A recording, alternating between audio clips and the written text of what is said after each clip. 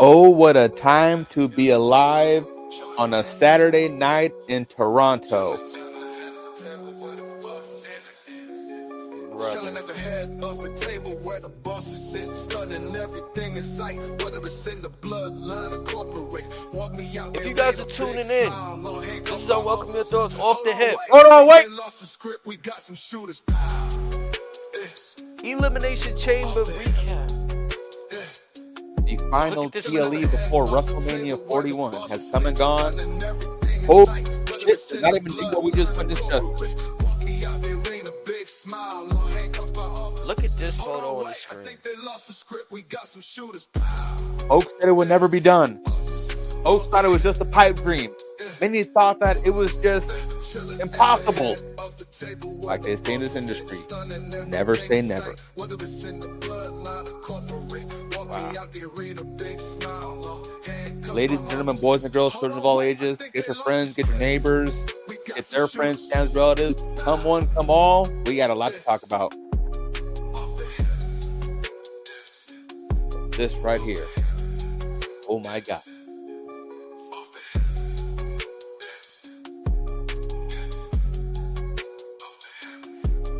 Ooh-wee, chat.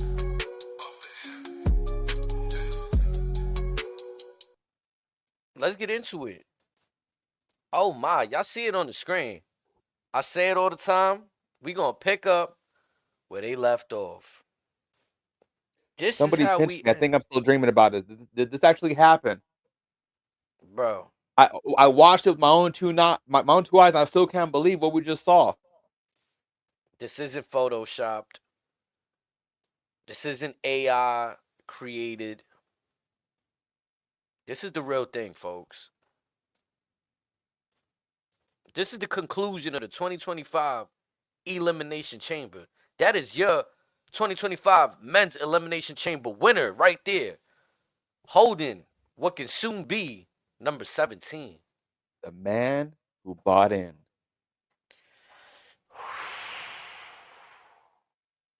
This caught me by surprise. Now, I know some people have mentioned Cena, Punk. A lot of names were thrown around. But to see this happen, In the the manner in way it which it happened. did. Exactly. Oh my God. Tonight is the night the earth stood still. This had to be one of the most iconic, defining, all the words that you can to say that this is the most historic moment in wrestling that we're witnessing. Because we don't know where this leads to as of yet. Razor, you spoke about it. This is like the formation of the NWO, the third man. But again, this could be maybe the second man or the first man. We don't know. That's the crazy part about this. It's giving them vibes. Like, we don't know where things are at. Oof. Amethyst, appreciate you joining.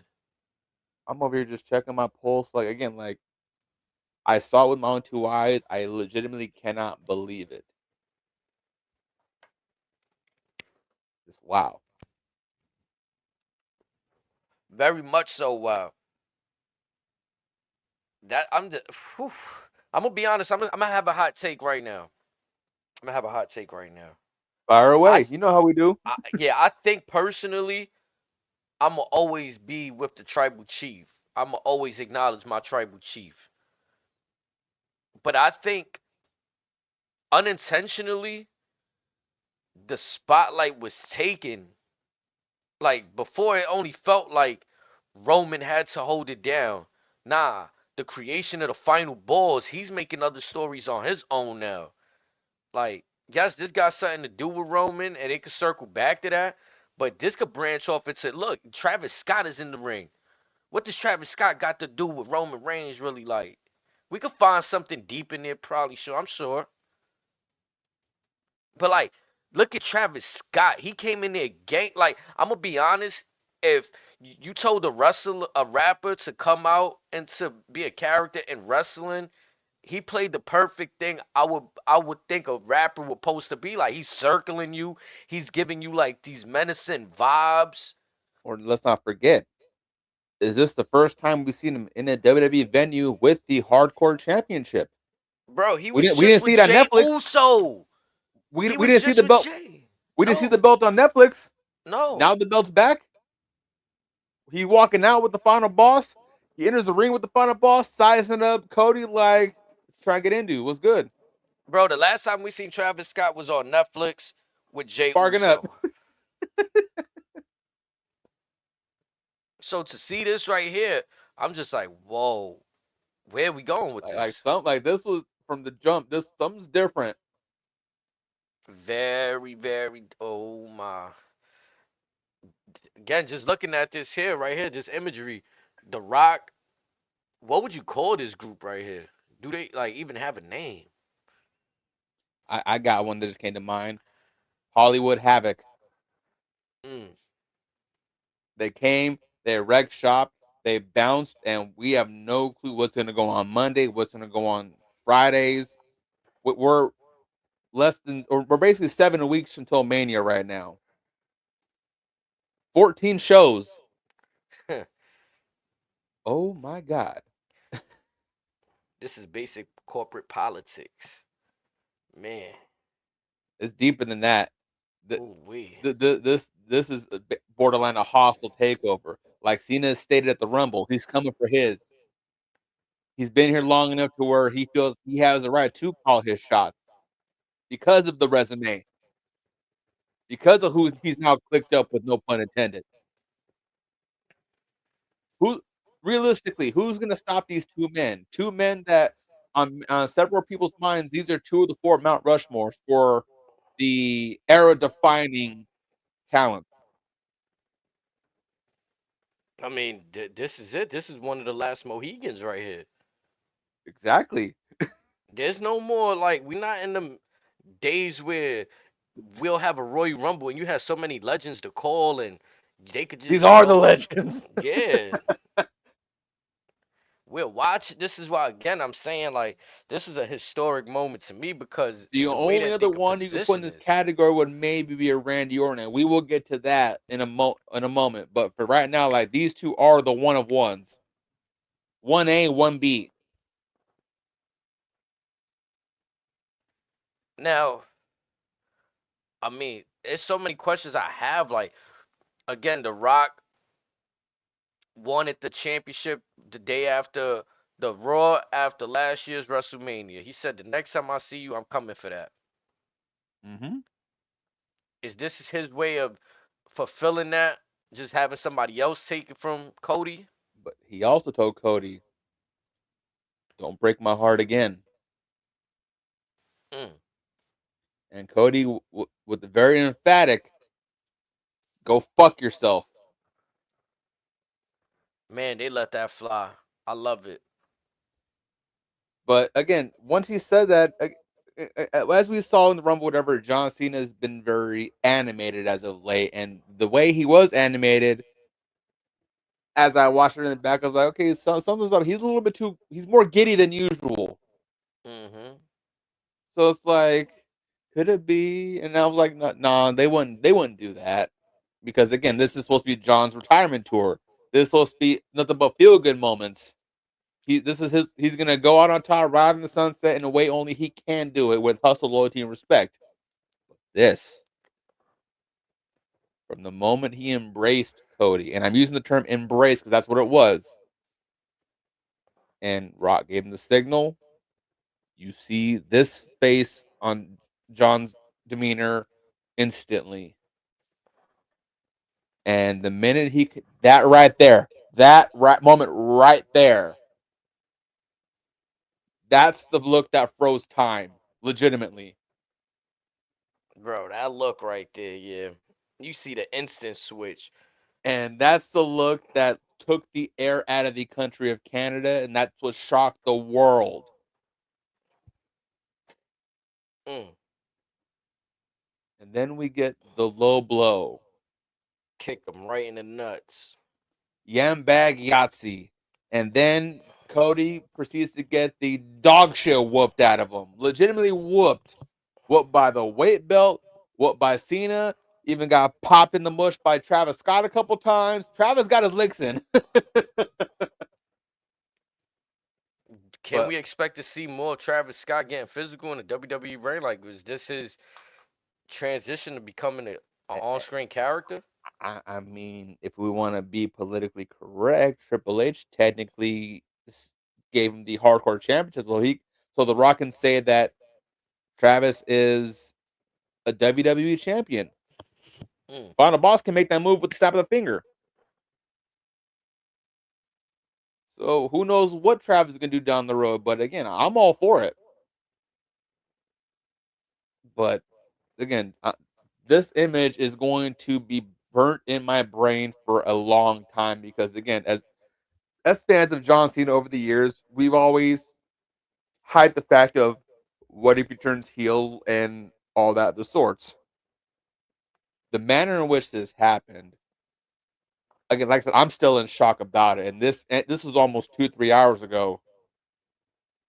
Like, like, oh my god, it's finally here. And again, I don't know how I should feel about this. I want to be mad. I want to be excited, and no pun intended, my soul is just in utter shock. Bro, it's just a complete 360 from what I thought his retirement tour Like was gonna the hairs be. on my arm are still standing up because it's like, whoa. And it's almost like with the final boss, people keep saying, you're gonna show up with the basic thugonomics. I'm kind of intrigued to see what new stuff they can come up with, like The Rock with the final boss, as I just mentioned.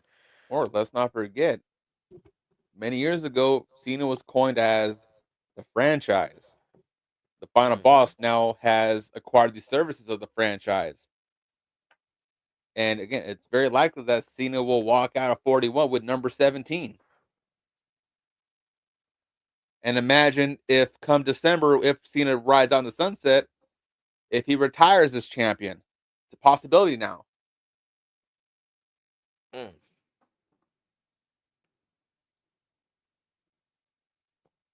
But again, Now, are they it's very really likely gonna that pull the we could plug? we, That's the question. you Are know they gonna pull the trigger on that? a few minutes ago you asked what do you call this. I think the perfect name just dawned upon me, and it's something that John Cena coined 20 years ago when he debuted against Kurt Angle. We are now witnessing ruthless aggression. Mm. Yeah, I did see a lot of that from the way he was attacking Cody. Like, this just wasn't. Relentless. Yeah. This man was on some timing, and he's letting Cody know this is mine, and there ain't a goddamn thing you can do about it. Mm. I thought like he laid that shot with the championship title to Cody's head. Which one? There was a few of them that got him. It was the first. It was the first one, the one that gave that immediate smacking sound off the belt. I was like, oh yeah.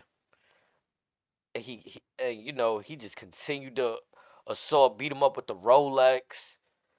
He just going Ripped the shirt crazy off, on him. choked him with his own necktie, Man, held him back. So again, Travis could get his licks in on top of that to boot. To them holding him down to getting whipped by the belt. The Rock wiping Cody's blood onto that weight belt. Man, it, it's crazy though because the moment was just so done perfectly. Where like Cena was still in the ring, and I'm kind of like, okay, The Rock hasn't really addressed him. Ain't say nothing to him. He's just Travis Scott over there standing by Cena. what was Travis doing? That's what I want to know. Because the first time I don't know if he was doing smelling salts. I thought he sparked up the ring a couple of times or whatever. I don't know.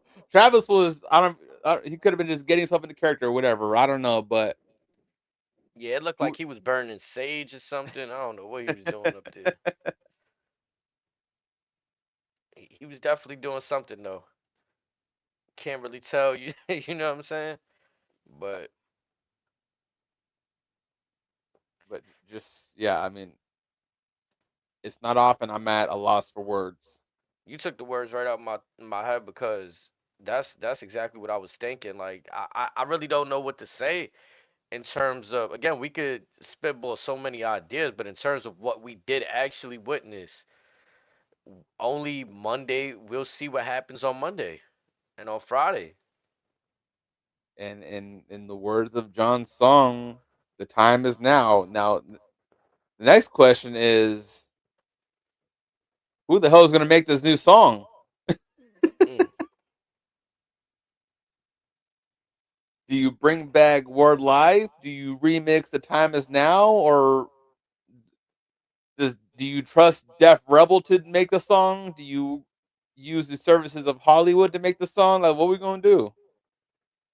Do you reach out to Jim Johnson for this one project?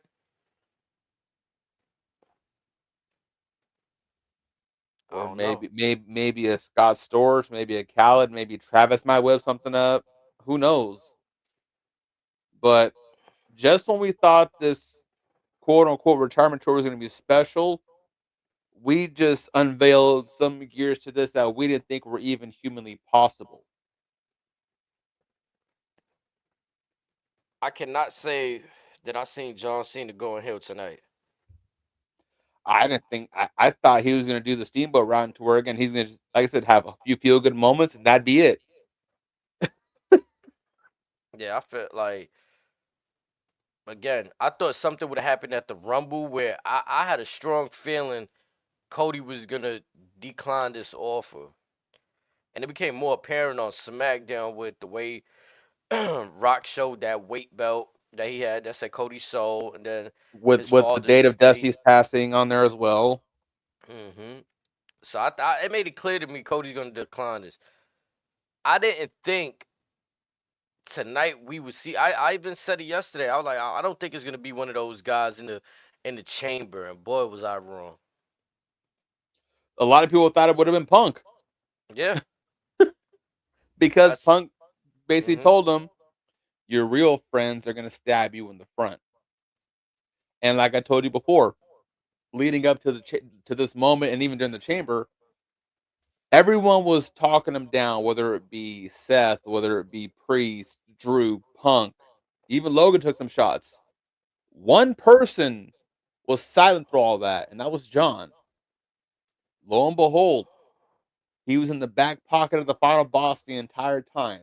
And now it seems that there's a reason why he was this quiet, because again, it was plotting on the come up.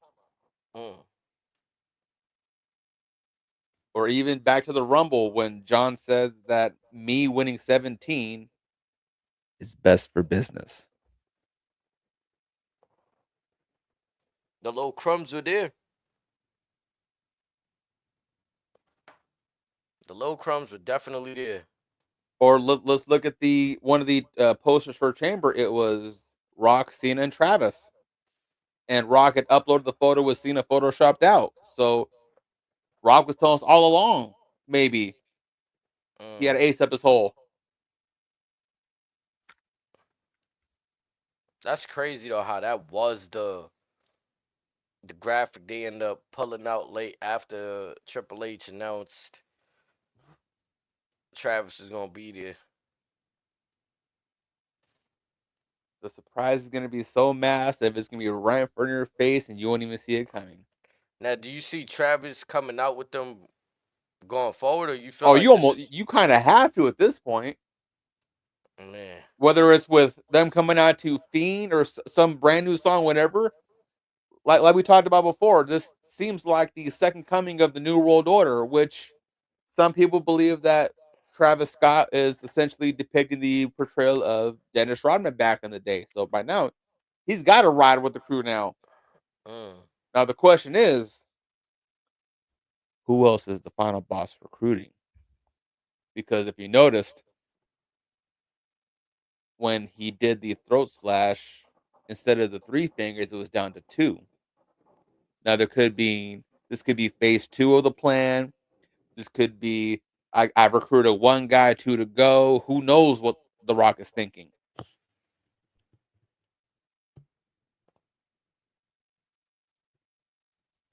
But The Rock, man, he oh now man, you see, I'm kind of glad though, cause everybody's been saying be patient, and I respect all of them that were saying be patient. I'm glad tonight we finally got something.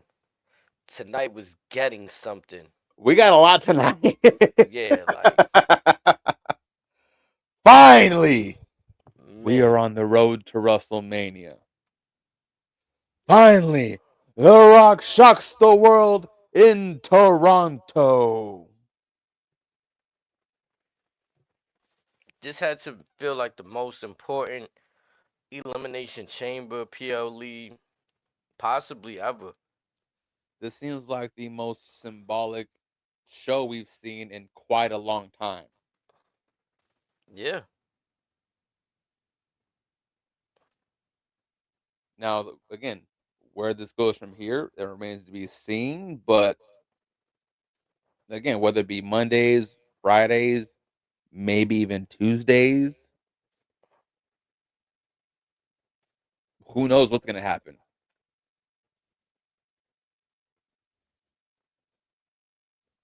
mm. Me, so let's bring it back to the beginning of the evening then, and let's start it off. The women's elimination chamber match.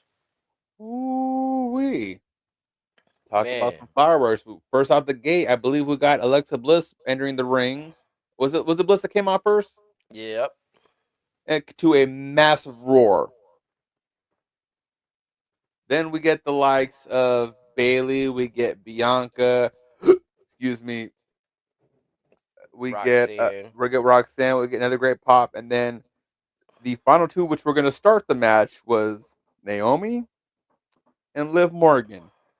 And it might have been a bang bang right as the bell starts. Everything goes black. Ladies and gentlemen, the storm has arrived.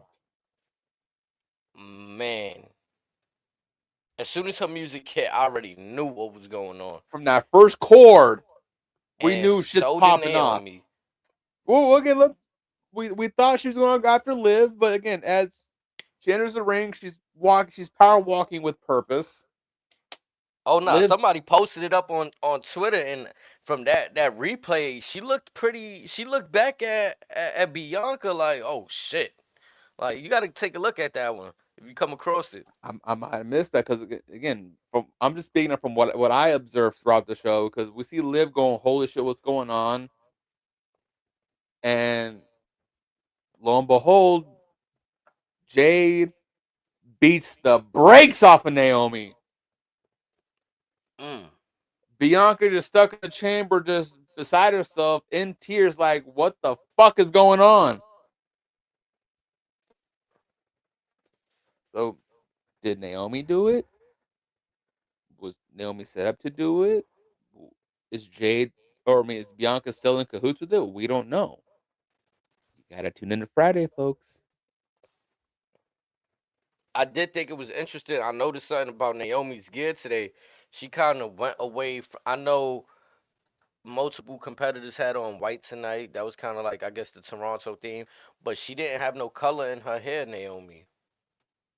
You caught that too. Mhm. Okay, yeah. Her and Bianca were kind of matching, but yeah, usually we do see some form of color in her hair, maybe the lipstick as well. Not tonight. It. And Mhm. Jade came in, beat the brakes off of her. I don't think she made eye contact with Bianca once because she was just Not more that focused on Naomi. she just slammed Naomi into the pod where Bianca was at a few times, but yeah, I didn't see no eye contact being made right there. And then you had the first person that comes out of the chamber is Bianca, and she's makes a beeline to Naomi. Also, how you feel about the crowd chanting "na na na na, hey hey hey, goodbye" as Man. Naomi's on the stretcher, folks? It was one of them kind of nights. Oh Everyone was yeah, on that timing. oh yeah. We didn't mention, but the Canadian crowd booed as the United States anthem was, you know what I'm saying, while they was doing the United States anthem. So they was on timing tonight. They were ready to boo. They were ready to troll. They were ready to cheer. And It- when the anthem got booed, that's all says. I was hoping that they would have brought out that decibel meter again. yeah, that was good. I felt bad That's the for only the. thing that was missing from the show.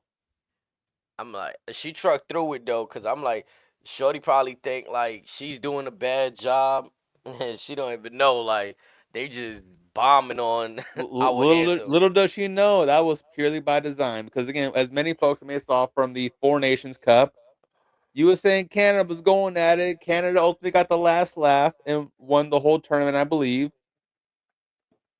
And then we got this, so Canada, with them embracing their pettiness, was following suit. I was cool with it. Actually loved it. You know what I thought was interesting about the match that we were just talking about, the women's match that we didn't really get to mention. Naomi, unless you did, pardon me if you did. Naomi was eliminated. She was announced as eliminated. She was ruled as being unable to continue. So they Yep, scored it as an elimination. And that's when the crowd started chanting what they chanted, which I thought was hilarious. yep. Because I thought it was interesting because usually in that type of spot, you'll see a replacement. I know we both were live on TikTok earlier doing reactions, and some folks was like, "Oh, who's gonna be the replacement?" As soon as they made that announcement, they was like, "Well, Because one of my partners was texting me because they were under the presumption that maybe Jade was now going to be in the chamber match. mm, Which again, usually what we've seen in certain matches where if someone takes a so and so, they're now entered in the match. We've seen the Rumble and other stipulations, but this is a little different because aside from Brock, have they ever done a 7-person Rumble or a chamber? nah, not that I Yeah, remember." I mean, the yeah. tag So team one, I think, but yeah, so it's like so a 5-woman chamber was very different, and but again, the match did not disappoint. and I'm gonna be honest, it didn't feel like I thought they was gonna have Liv standing there a little bit longer. Like Bianca came out pretty quickly, shortly after that moment, in my So you opinion. In thought my they would have gave more of a moment for Bianca to basically sob and be distraught at Naomi being carted off. yeah, Yeah, that part seemed a bit rushed and all that. Again, if I was Liv, maybe let that breathe a little more, let it build up before you snake her and whatever. But again, it kind of all panned out for the best. yeah, because then it's like it didn't make sense. You could either just have Liv standing there for an extra minute, just taunting, pandering, whatever the case may be. But Imagine if the camera would have panned to the front of the cage where you're looking at Bianca, looking at the camera like crying, and you see Liv in the back crying or laughing. man, Imagine what that would have captured. Billy Bill, I see you out there, man. Oh wait, but we get Bianca the first one to come out. And Um, hmm go ahead.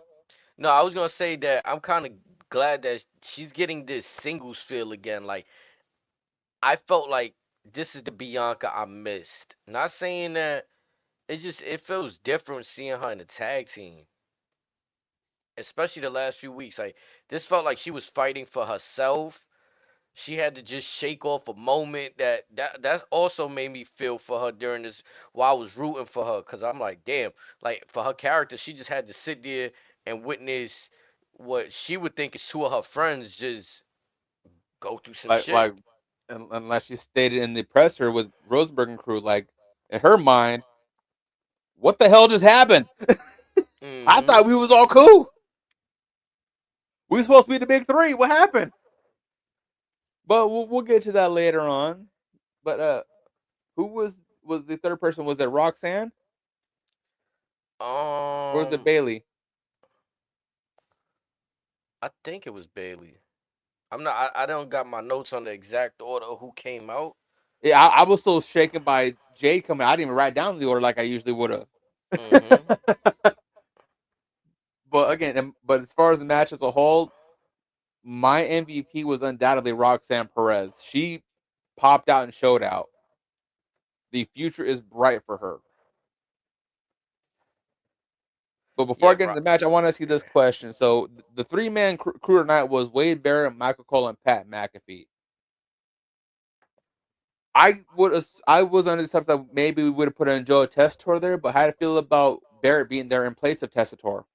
I mean, to me, once they bring Wade Barrett up to commentate on the main roster, I was immediately sold. I feel like he's a Okay. former talent, so immediately believable, and he didn't go out like the others, to my knowledge. He went out on his own will, like, you know what I'm saying? Like, had a chance to come back, be in the ring. He's chilling. And he's a dude that again, if the duty called, I'm sure he could answer that if needed be. He got a few more bull hammers left in him. Yeah. And that was the best to me. That was the best part of his gimmick was his talking. I'm afraid I've got some bad news, especially when he got into that bag. So hearing that in commentator form a bit, I appreciate it. Okay. Yeah, So seems like we're on the same page with that. Again, Joe, nothing against Joe. Joe's nice, but this trio, especially for some shows with the emphasis that we got down the road, it was probably the best three man crew we've seen. And three man crews are very difficult because Wade comes with a level of energy, Pat comes with a level of energy, and Michael Cole's just steering the ship like no problem. and I think that always made for great commentary. Like through my years of watching, you'll have Jim Ross and Jerry the King. Jerry the King, years of experience in the ring. You know what I'm saying? Corey Graves, he had his years in NXT. It's just certain people. That second Booker T, you just have that other commentator that could give you that in ring experience angle. But also again, like it's rare when we see a three man crew that works so fluently as they did tonight. We Yeah, don't see it that was too just often because nah. usually at some point someone stumbles over the other and then you struggle to get back on track. This was beautifully done. And Yeah, I again, was surprised they went Joe three can man. work with that as well. But again, like this trio, there's something there. Again, too, is no stepping on each other like with the Corey Graves and Pat. I don't know if it was meant to be. Remember when they put them on commentary a little bit? They was taking shots towards each other. They were kind of stealing the spotlight. And Wade and Pat, they made it about the show, the storylines. They were giving you play by play action, as was Cole. You know what I'm saying? So again, flawless from them three right there. And again, maybe Wade just knows how to he knows how to match Pat's energy Man, because we know Pat Wade, is 0 to 100 instantly. I Maybe say it's 0 to this: 150. Wade is surprisingly witty and sarcastic, Very. and he's hip. He says a lot of shit that I'm like, hold on, he said that. He said butt hurt earlier. He Yeah, said yeah, butt hurt. yeah. Folks be sleeping on Wade. Wade knows his shit. Yeah, But like like I said, what surprises me is that folks don't realize with him, it's like whether it's Pat McAfee, whether it's Booker T, whether it's back in the days with Lawler and King, or even with Cole, like, or even I'm sure with what was his name with Morrow, Wade can match that energy if needed be, and like he'll probably tell Cole like I'm good. I'll work off of you two, and then we'll be good. We're solid. yeah, cause a little bit when it's testing Wade, I feel like the energy levels be a little low. Cause like you said, Wade kind of matches, and I feel like he not trying to oversee or like not over, but like belittle, I guess, a Joe. Like he's letting him come into his own over there, rather than be that heel commentator towards the babyface commentator or the neutral commentator. And then he sees how Pat and Cole are just fluid, just let loose, cutting loose, all that. And Wade just fits into that like a chameleon and smooth. Yeah, cause it's a different Corey Graves. Like when I think about it now, he used to come at Michael Cole, even though that was all in the play. But it's a different vibe when you got Pat McAfee and he's bringing out that good vibe from Cole, that you know what I'm saying, that excitement from Cole. Feel like Corey Graves wasn't really able to do that for Cole the same way Pat's doing it. Not saying Corey wasn't good at what he was doing, because he was being a great heel commentator. Sometimes it's like what we talk about in sports. Sometimes you could be so like Dalton Connect. He was playing so good, he almost got himself traded off the Lakers. Or as You- we learned earlier in today, Debo Samuels to the Commanders. Man, crazy.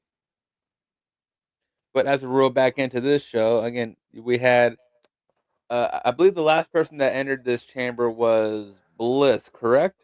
Yep. And the reason why I want to touch on specifically was the manner in which she came out and she just staring a hole through the soul of Liv Morgan. And Liv Morgan just standing there 10 toes down, like, bring it. I ain't the Bro. kid you met back in the day. And Bliss was getting nasty with everybody. She knows she been out for a minute, so everyone got to get their licks. Mm-hmm. She was not playing no games, folks. There's a reason why they referred to her as the goddess. This is a sneak preview of that. But what I'm kind of looking forward to down the road is either a program with Alexa Bliss and Roxanne Perez, but also because they both have an equal level of relentlessness, where they both have like that pit bull energy. I can see these two being a tag team down the road. Mm. I would not be mad at that. I mean, yes, they're smaller women, but these two girls, they can probably throw hands with maybe the likes of a Jade and Bianca if push came to shove, because That they'll was just a be in their moment face. too, though, when all three of them was going at it. Liv, Uh huh. Roxanne, and Bliss. Again, Cause I that believe Bailey was the second person eliminated, right? yes, Yeah, they packed her with, up. yeah, or technically the first official elimination. Mm-hmm. Aside, I'm not counting Naomi's because that's just she got ruled out. Yeah, the match But ain't even start. That shit was. I mean, it did, but it didn't. Type shit. Like yeah, it was just yeah, like, I'm kind of Bailey as the first official elimination. That was a very intriguing manner which happened too, because I would have sworn that honestly I kind of would have expected Roxanne to be eliminated first because she is essentially the new kid on the block, or maybe even Bliss eliminated, and they would have just incorporated her ring rust. But that wasn't the case, and I'm kind of glad I was wrong by that. it made me hopeful a little bit. Cause The- my dark horses was Alexa Bliss and Roxanne. So once I seen them reach the, what would that be at that point? That was the final four, the yeah, and then final four. yeah, they're the final four, yeah, Yeah. and that's when shit really amplified because you had Liv kind of doing her stuff. Bianca picked her spots here and there. She was kind of preserving herself, but again, she was kind of selling more the fact like it was weighing on her head, like what she witnessed between Jade and Naomi. So she was selling that beautifully, and then we get it's just Bianca and Liv standing up. Everyone like Bliss is taking us somewhere. Roxanne's laid out somewhere. Liv realizes Bianca's staring a hole through her, so she climbs up the pod, and they kind of duke it out there. Well, up there, Liv is holding on to the braid for a minute, and then we hear folks said it sounded like a gunshot. I ain't heard that hair whip that bad since Bianca lit up Sasha Banks at WrestleMania.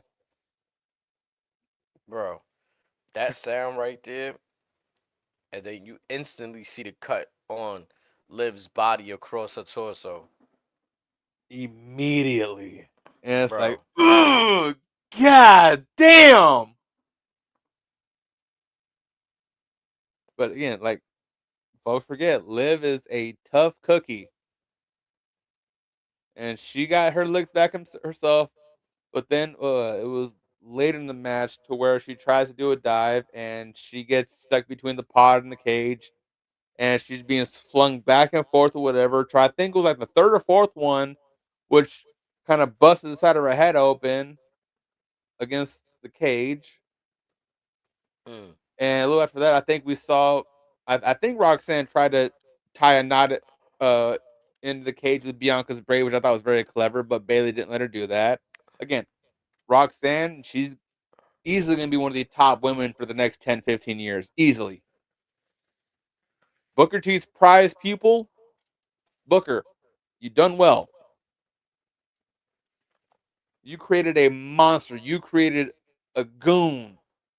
Nah, yeah, she's legit.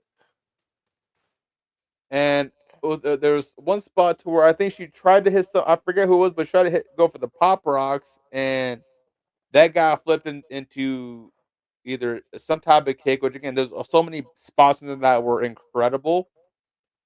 To where again, if they got a little more time, there's a few spots to where I'm gonna be honest. If they were given maybe 10 more minutes, this match probably would have been better than the men's because these women were definitely setting the bar for what we got the rest of the night. Yeah, especially when it got down, like after Roxanne got eliminated. That sequence between them three, between Alexa Bliss, Liv Morgan, and Bianca, that shit, it started picking up Woo! right there. Like Woo!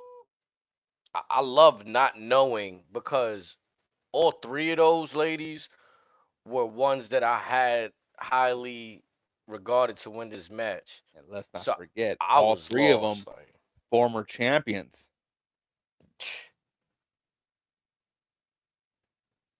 And again, just the back and forth between again Bliss and Liv. Oh my yeah. god! But again, Liv got the upper hand on Bliss, and that stare down between the two of them. What you thought about like the way that she ended up pinning Alexa Bliss after Alexa Bliss doesn't hit She Bianca hit with the sister. with yeah, it was a sister Abigail that she hit her with. Yeah. And this is what I thought was funny.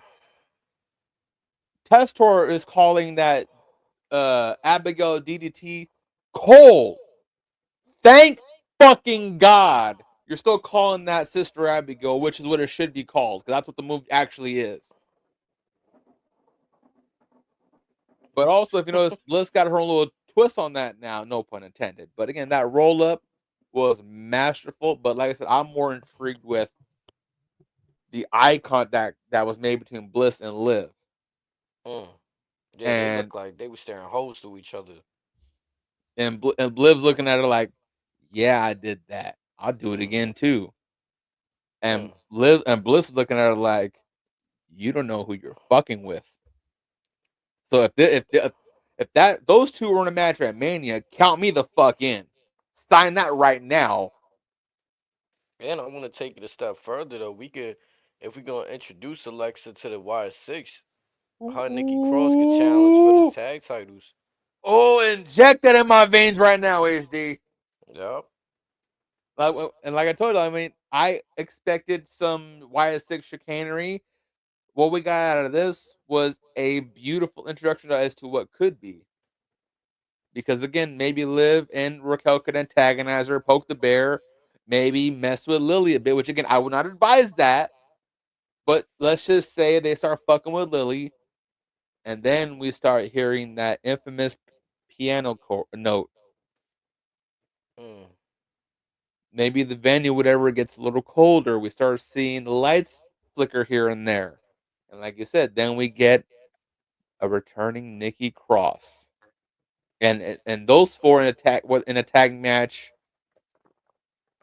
that would easily be a WrestleMania sleeper because again, Nikki Cross incredibly underrated as a talent. Mm. And her and Bliss would put on some absolute magic. Especially with how well Raquel and Liv in their own chemistry respectively. Ooh wee. No, yeah, But as we that's gonna be nice right there. as we kind of expected, the final two was Bianca and Liv, two women with history. Um, I got a lot of messages from my peoples, and I saw on Twitter that a lot of folks were a little bit concerned because folks were worried that we might be going down the road of Liv and Rhea once more. I can understand that, but I can also understand how that might have been a safe route. How many times did Liv counter the KOD? I lost count. One too many. Well, no, no, no. I'm not saying one too many, because again, it's a testament to how well they know each other. But I can see how it could have went too many, because it was always from that same side of the ring, that same corner, that same rope. So that part was a little bit too excessive, and that part I understand. But as we learned, Bianca gets finally hits the KOD, hits the 1, 2, 3. We have our women's elimination chamber victor. She walks out to the ramp, still kind of gathering her thoughts. She's then approached by not only Rhea, but I feel that when Io came out, that kind of got overshadowed.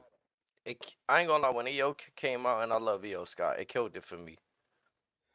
Here's Like, what I would have done slightly different. So Rhea comes out, spooks Bianca, maybe have them have a few words. And as I'm usually against this, but I would have queued up Io's music just to say, hey, have Cole reiterate, hey, remember, Rhea and Io got a match this Monday. It's not going to be Rhea versus Bianca. There's another person you got to be worried about. hmm And then have Cole double down with, well, Rhea's never really beaten Io, and you put more emphasis on that match, and then maybe have Cole pivot to however that reaction goes. But the way they did it, I was like, didn't they didn't do right by Io, yeah, because you're kind of already painting the picture like it's going to be Rhea versus Bianca, which is going to be fine, but put some respect on the genius of the sky, please. yeah, I wasn't digging it, and then she's smiling a little too, Yeah. felt a little too friendly. I felt like Rhea, she got the badass look, so when she came out, I was like, oh, this is the showdown. Rhea, EO Scott coming out made it feel like, oh, don't forget about me. Right. And like I said, that's when I felt like they should have queued up her music and make her seem more like, yeah, I'm in this too. hmm Yeah, instead she just walked out like if they just told her at the last second, go, go, go, go, go. Right. So again, unfortunately, maybe they already painted the picture of the blatantly obvious, which again, I get it, but again, just keep that same energy with folks. I mean, for the last couple weeks, you preach about how Rhea's never really beaten Io for the big one, and the way you present this after this match, it's like you're kind of telling us what's going to happen. It's like you guys are better than that. Yeah, but we do know one thing for certain as of now, unless things change on Monday. Bianca Belair has punched herself a ticket to WrestleMania. That she has. It's gonna be interesting to see where her mindset is at with the whole Jade and Naomi situation. Do What we get answers may Jade and lay there. Naomi at Mania? Do we get Jade and Naomi at a SmackDown, and maybe Jade interjects herself? Who knows? Right, because the one interesting thing I need to see about Jade's character right now, how calculated is she gonna be? Meaning, does she want to interfere in a Bianca match at WrestleMania? Let's say she fights whatever Naomi night one, and then Bianca's match is night two, and she comes out to cause Bianca. Does she want to really do that, or do you want to let Bianca win the championship so you could beat her for it? If I'm Jade Cargill, as long as Bianca Belair's breathing, I'm gonna treat her the same way Drew is treating CM Punk.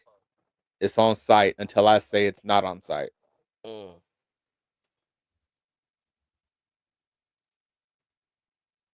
it's very interesting.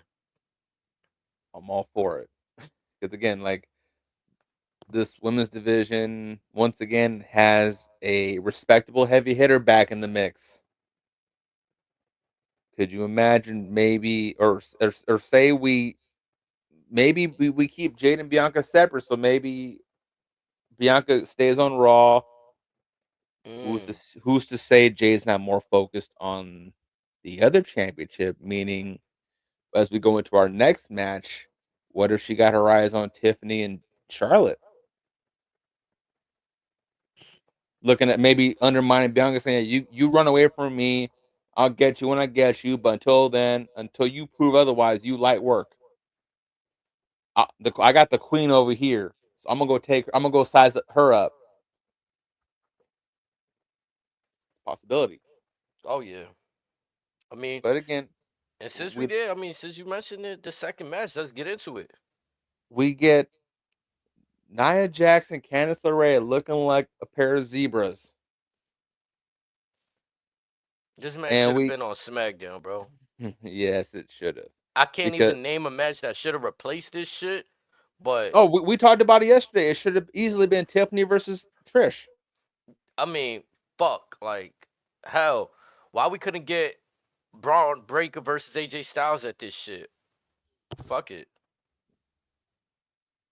You could incorporate almost anything in place of this because aside and also like you and I touched on privately, Trish carried this match.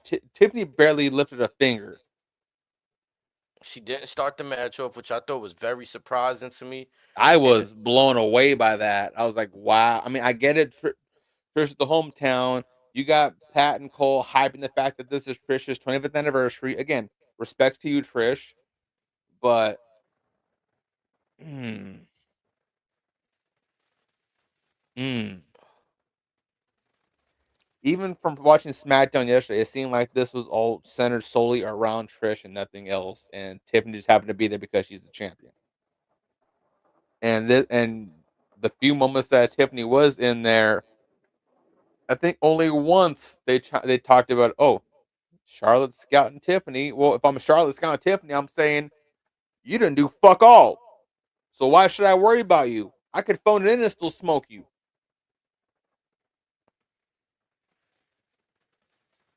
yeah, again, I spoke about it yesterday. I think this does nothing preparing Tiffany Stratton for a one-on-one match versus Charlotte Flair. Granted, Trish Stratus isn't the height. I mean, there's nobody that can match what Charlotte Flair brings to the table, but they're both goats. But as far as star power, as far as Yeah, the essentially WWE's female goat, that it is Trish Stratus, and Tiffany should have been mixing it up with her, or at even if it's minimum a two, friendly. prep for Charlotte. You could have incorporated a Bailey. You could have had a returning Becky Lynch, someone of equal star power that wouldn't be too detrimental for Tiffany Stratton.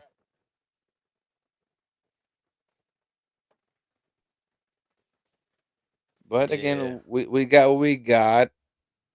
I'm very surprised by how giving Nia Jax was in this match, and I was very surprised when she took the pinfall.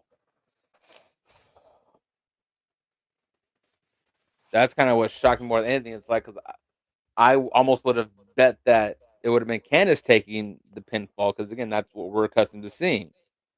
This, on the other hand, was very different. I like Tiffany Stratton's moonsault from inside the ring, but the outside the ring one is starting to feel very kind of like when Charlotte used to go to that one. It just started. It didn't start to look good anymore. Yeah, yeah, and also this maybe just I may be in the minority of this, but every move that she hits from the corner, she has to yell out "Tiffy time." Is like save that. Yeah, like it's not You a don't huge see Cena. issue, but You yeah, don't see Cena busting out the "You can't see me" after everything. You don't see Punk looking at the camera, pointing, aiming for the "go to sleep" signal every time. You don't hear Seth Rollins saying "burn it down." You don't see Drew McIntyre doing the countdown for the Claymore every time.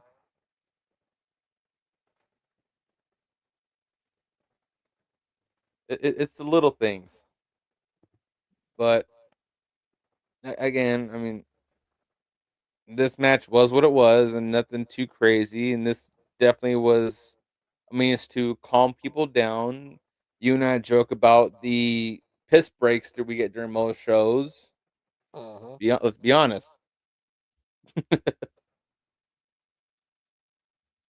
I say this. I was a little mad that I stuck around to actually watch this, cause at this point I was getting a little hungry again and a little thirsty, and I'm I like, was man, nodding off on TikTok live. man. Like I was legit not nodding off because it's like, For me, it wasn't. It just wasn't needed. Like, if, and this is the reason why. Why is she the only champion, heavyweight champion that is on the show tonight, working but not defending their championship? So why even be in the match? What's the match for then? Again, this could have been on SmackDown. Good for the weekend. Give it a Saturday off. or what instead of on Monday, what if we got Rhea versus Io on the show? Because I'm sorry. I mean, you throw Trish in there, it's just to say, it's just a flex at that point. Oh, Yeah, look, all the stars we had on this card. exactly. Or again, you have the Creed brothers versus the Vikings on Monday. You could have put this on on the card. There's dozens of matches you could have put in place of this that at least would have Huh, I'm elevated the story or I'm something. gonna be honest. I might be taking it too far. But that tournament we had yesterday, they could have concluded that today. There you go. Boom, right Two there. 2 day Like I said, tournament. that there's an abundance of matches you could have put in place of this, which is sad because this match incorporated Trish Stratus and the women's champion.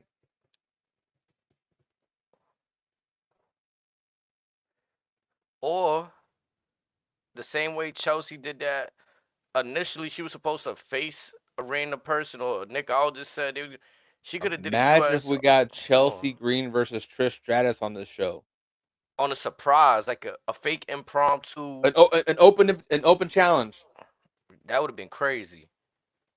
You could have had Chelsea Green decked out in the maple leaf and all that, talking about how she's in her hometown, whatever, yada yada yada, and then do the speech that she did on SmackDown and saying that there's no one worthy of my excellence, and then we get Trisha's theme in an impromptu match, something like anything. Nah, instead we get this PG bullshit where Not even they PG. This was like TV5, Mickey Mouse type shit. bro, like they're trying to convince us how they're on the same page, how they're friends, they do yoga together and all this jazz. Like, Fuck that noise. This match is supposed to tell me that Tiffany Stratton is on the level of Charlotte Flair. Fuck out of here. Oh, why? Because she can do a moonsault just as nice? Nah, fuck that. yeah, this is very reminiscent of, and I hate to say it because it's kind of not, but I'm gonna just put things in perspective. When Rhea Ripley faced Charlotte for the first time at Mania and lost, and she was green to the main roster, this is what that's giving me vibes of. Like, she's about to learn a lesson. She's about to get schooled real quick.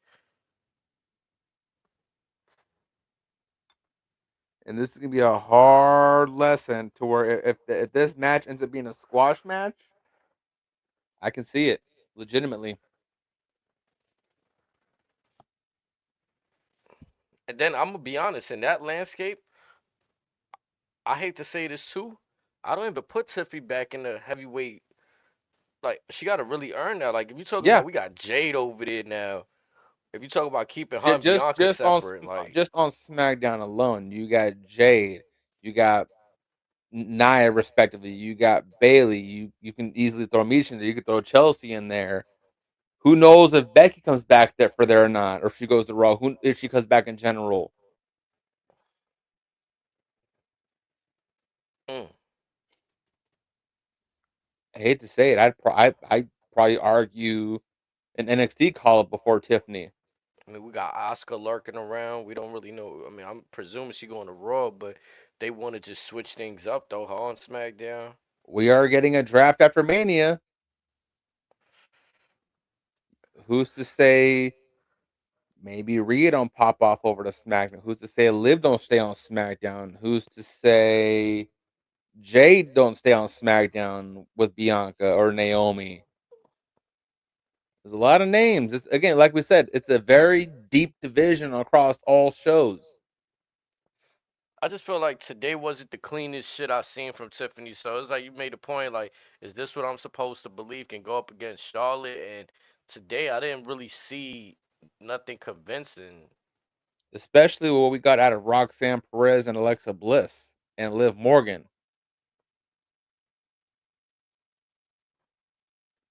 Again, Tiffany got some work to do. A lot of work to do. I'm not saying she's incapable of doing it, but again, she's going to put some hours in. Yeah. How bad do you want it? Speaking of how bad do you want it, we then get to probably now in hindsight, it was proper suited, but given what we were given entirely, this match should have probably opened the show because it was the quote unquote unsanctioned match. And I think it was a real pump fake because right before they announced this, they showed the video package once again of The Rock. A beautiful Rock monologue, whatever it is you want to call it, vignette package, promo, whatever it was. It was something. And I'm gonna tell you this, for me personally, that video package served way more than that long-winded shit he's been doing the last few weeks. Yeah, because when we saw that, what I got to thinking was we get into this right now. Right. I was like, wait a minute. But again, we got pump faked, and then we then got the unsanctioned match. Now again, I'm gonna get the pause value before I rip the fuck into it. Mhm. It was the lights were dimmer. You had the ref in a black shirt. You had the turnbuckles even blocked out. Why didn't you have the LEDs turned off? And why couldn't you just black out the aprons or take the apron off entirely? I feel that. You know what bothered me too? The commentators. I felt like they was over calling the match a little bit. Mm-hmm. I would have had them completely silent and be very minimal. Or I would have had it as just Cole and have it do a one man thing for that match or something. Or just kind of like, yeah, a side chatter like, wow, did you guys see that? Like, whoa. Kind of like we're not supposed to hear them almost. Mm-hmm. Like, like they headset is cut. Like, it, Or you could instead of those three, you could do something on the lines of maybe Peter Rosenberg and Joe Tessitore or even Big E, something different. Saying, hey, the normal crew is supposed to be here. We really ain't supposed to be here, but we're obligated because of blah blah blah something. for real. I mean, yeah, that was one thing that stood out to me. I felt like they were definitely over calling this. Like, it didn't feel removing the looks. If I don't want to say it like this because to be insensitive, but if I was a blind person and I couldn't see, like, I would think they calling it like a regular match. It's not nothing more than a hardcore match. Yeah, and like I said, that was the case. You're better calling this a falls count anywhere or even a no holds barred match. Anything but unsanctioned. Have we ever seen an unsanctioned match in the middle of the show? Hell no. In the words of James E. Cornette, lazy booking. I've seen empty arena matches on Sunday Night Heat before the next pay per view go on. I've seen unsanctioned matches at the end of pay Or per what they views. could have Like, done was they this could was have new. had the match and entering before the show. Cole could have said, "Hey, uh, we're scheduled to have the unsanctioned match, but again, out of the safety for everybody, we had this happen before the show. Here's the video. We will react to it accordingly." Something I think the fans would have shitted on that though, because I think possible, they're but expecting the actual match. Like, they want to see that man as be a part of it. I mean, we seen when they got to the crowd, right? You seen that one fan jumping. Bro, hmm that dude was losing his marbles, bro. Like, I respect it. He was having the time of his life, bro. So, I mean, from that perspective, just looking at that one fan and thinking like, damn, bro, he's happy with the seats he got, bro. Like, but again, or again, you could have had this go on before the women's match, the chamber matches. That hey, we have a unsanctioned match, and technically this is going on now, but the show's not really started yet. Something, or I don't know, but anything but the middle of the show. And I'm gonna be honest too, it still felt a little like, again, to your point, the ring apron. I felt like they couldn't do nothing about, because this time around they didn't have the LED ring aprons, but they did have the LED barricades that was still on. Yep. Seeing all the sponsorships still being visible in the Yep. ring, it was kind of like, it still felt like almost a regular match, just with Mhm. like low lighting. Like I said, you could have brought out just a black canvas, take the apron off, and have the barricade off. Again, I did like how the initial ref had a black shirt, but then we had the ref bump. Yeah, That's when the chicanery, I feel like, I mean, they've had other moments. Like, I liked how Sami Zayn, his choice of weapons, he bring out the fucking the hockey stick, multiple chairs. They had the table spot. you had the Mick Foley barbed wire chair, I thought that was beautiful. but again, but then they slipped away from the attention to detail because again, we had the ref bump. We see Charles Robinson in with a regular ref shirt, and then he takes a stunner, and then he's out of the match. And then the third ref that comes in has the regular ref shirt. Attention to detail.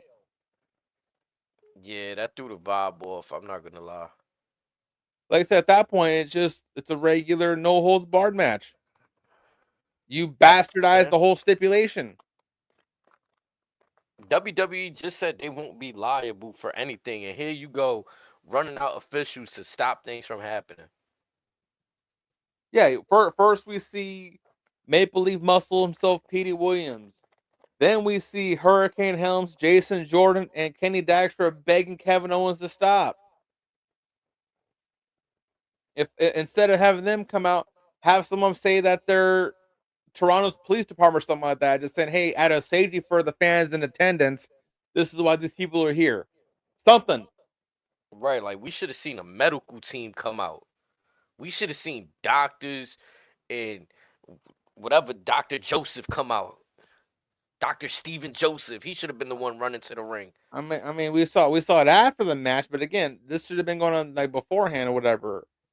The people that are outside of the norms. Again, attention to detail. I'm gonna be honest too. I think, me personally, maybe it's too much. I don't think unsanctioned matches should end in a pinfall. No, make it a knockout. Yeah, or somebody Make it a passed knockout, out. or someone throws in the towel. Something, anything. But a pinfall, it just makes it feel too much like a match. Yeah, like I said, they bastardized the stipulation.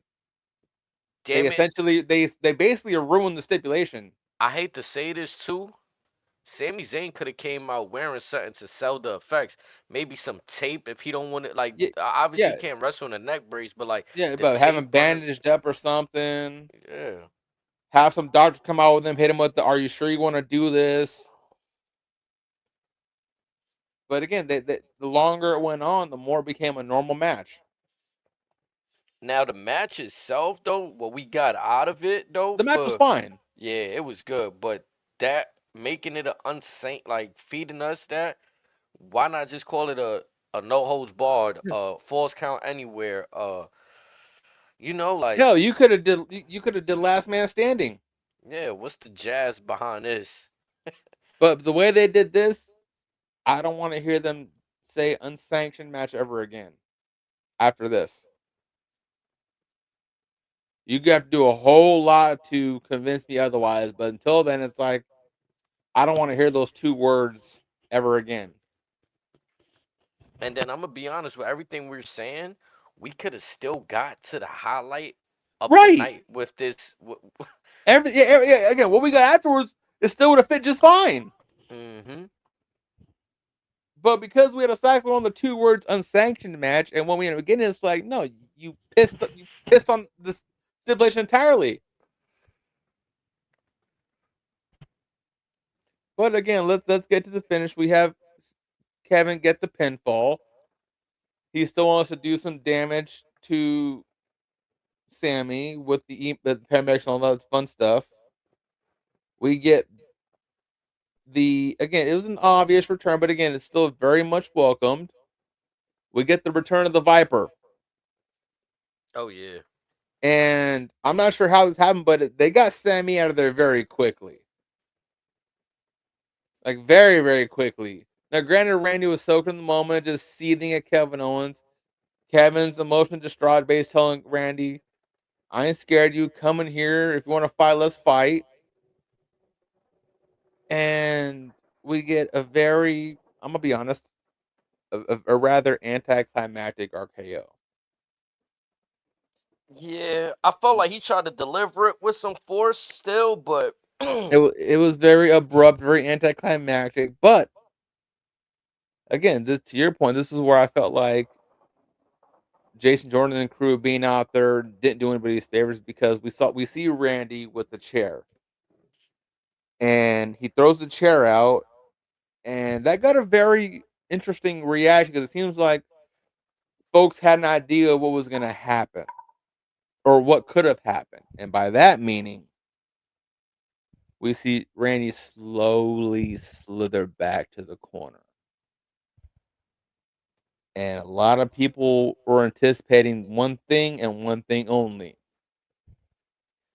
And for those I may not be aware, allow me to educate you and reintroduce something that was very different about Randy some time ago. When he first heard the voices in his head, no pun intended, he incorporated a very devastating punt to his repertoire. And he flirted with that tonight. Could you imagine that reaction if they would have let Randy hit the punt? I'm surprised they didn't. Right. And And also not even that.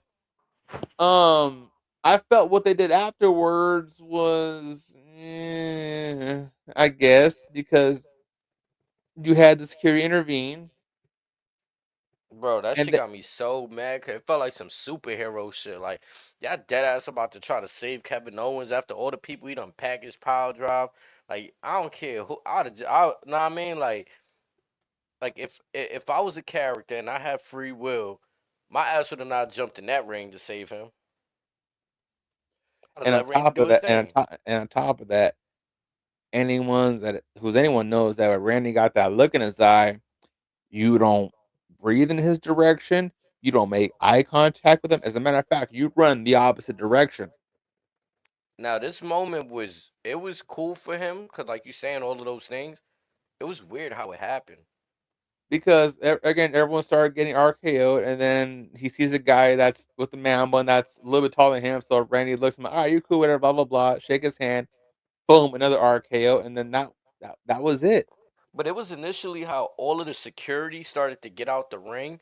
The first when he RKO'd was about to get out, and you could see the ref telling him like, "Nah, go over there." Like Yeah, it was just those little things that made spoiled it for me a bit. Cause I'm like, damn, I know if this shit came off way cleaner, like I'd have appreciated it more. yeah, because again, at the stage where they stopped him abruptly, that's when you start unloading the RKO's. Like, you gonna stop me? Mm-hmm. And Instead, then they you, just let everybody clear the ring first and then come yeah, back in. And Kevin Owens is already out the ring. It wasn't like, oh, like what are you gonna go break up? He's in the ring alone. We're like, again, they Mickey Moused it, and and again, I again, feel like that's not necessary because if you just let Randy punch him, there's no need for him to RKO four people, and it felt well, forced. Like, say he connects with the punt, you can still feed a couple RKO's while you're trying to break him up, but Randy's still coiled up, he's still on edge, so a couple RKO's you can probably let slide. mm-hmm. I needed to see that punt. Unless they're gonna play into that more, like unless that's gonna cost him a match, or they go into a no disqualifications match, or for whatever, no holds barred, and he can get that off, then yeah, that's a tease. We know what he about to do to Kevin Owens, or what he I, wants I to do at least. I hate to put it this way, but whether it's Petey Williams, Kenny Dykstra, or Hurricane, one of y'all better eat the punt on SmackDown. One of you guys better eat the punt. Somebody, bro. Somebody of that level, not a talent, whatever, just someone that's a suit. So that way you solidify that Randy is off his rocker again. Folks call him CT Randy, whatever, but that 08, 09 Randy, that absolute menace to fucking society, you need to solidify that to put the fear of God in Kevin Owens. Like, oh shit, I don't woke him up. Yeah, it's a must. It's not a matter of it should happen. It needs to happen, especially with the bullshit that we saw with this. Especially if you want me to, I'm gonna be honest. I don't want to see a regular flat out singles match between Kevin Owens and Randy. That's what gives me suspicion that if Randy does have a match with Kevin Owens and it is a singles match, that punt is gonna cost him the match. It's got to be at minimum maybe a steel cage match, maybe a TLC, a false count anywhere, something in the lines where you have to win by a knockout or something. Yeah,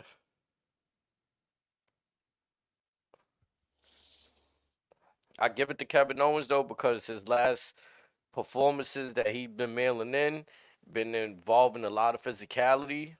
So I don't see that trend stopping anytime soon with For Randy better coming or back worse. into the play. Right, like that trend is but not but gonna stop anytime. but again, with someone, especially with again with what Randy's able to do is all that stuff, you kind of this instead of it being a solid minimum A minus, this was probably at best a C plus, and we know the work that Randy can do. We know the work that Kev can do. We know the magic that these two can have together, respectively, even with Sami Zayn.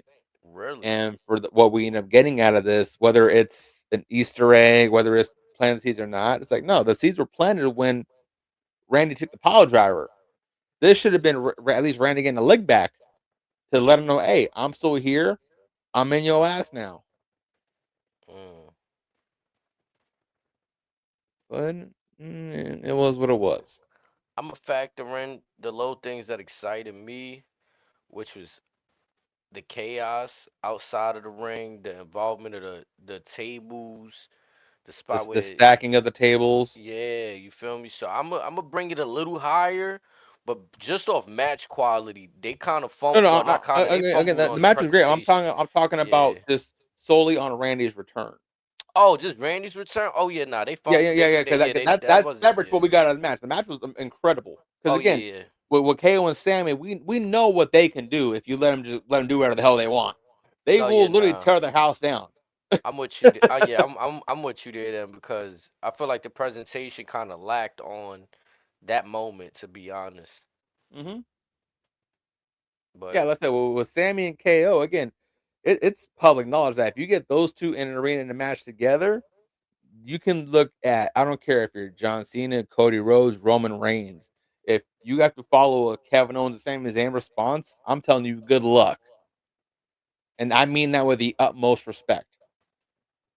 mm, Because they will raise the bar. They will challenge the main event crew to say, hey, you saw what we just did. Have fun topping that. But look at the work that they've done, whether Ring of Honor, Chikara in Japan, in Black Gold NXT, anywhere in the world, like they are kindred spirits. Anything that they do, they will be the show stealers. I'm definitely picking that up right there. They did again. I thought the match for where they was at with their characters, I didn't think the match was gonna be this good. I went on record saying that, and I'm glad I stand corrected today. It was definitely again. I don't think they themselves could have helped what was presented in terms of the little nuances that could have been the LED lights off, the other referees coming out with just black shirts also. You know what I'm saying? I think hmm maybe that might have been out their control, but what they could have controlled, they nailed that shit. So kudos to them. I didn't think I'd say this. I wouldn't mind seeing another one between them down the road. Oh, like I said, I could watch them fight till the cows come home. And again, it's always gonna be in the words of Sheamus, it's always gonna be a banger because they're always gonna find a way to top what they did the match before. They have that rare chemistry. But again, that just leaves us with our main event of the evening. Hmm. Men's elimination chamber match. And should we be surprised by the order in which everyone was entered at?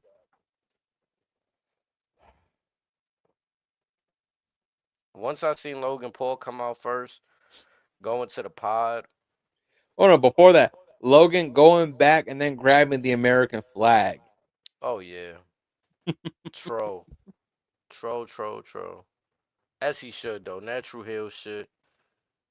Again, well, I think he's an example of what the natural heel should be. There's too many tweeners. There's too many bad guys looking to get cheered, and when they do get cheered, they kind of don't shut it down. They're accepting of it. Like, Well, let's go one step deeper. He's a character. yeah, He's a he's character really a more than anything. he's really a troll ass character for real. But Then we have who Damian Priest come out. Um, I believe we had what Punk come out next, and then we hear Cena's music. Cena's very emotional. The last time is now.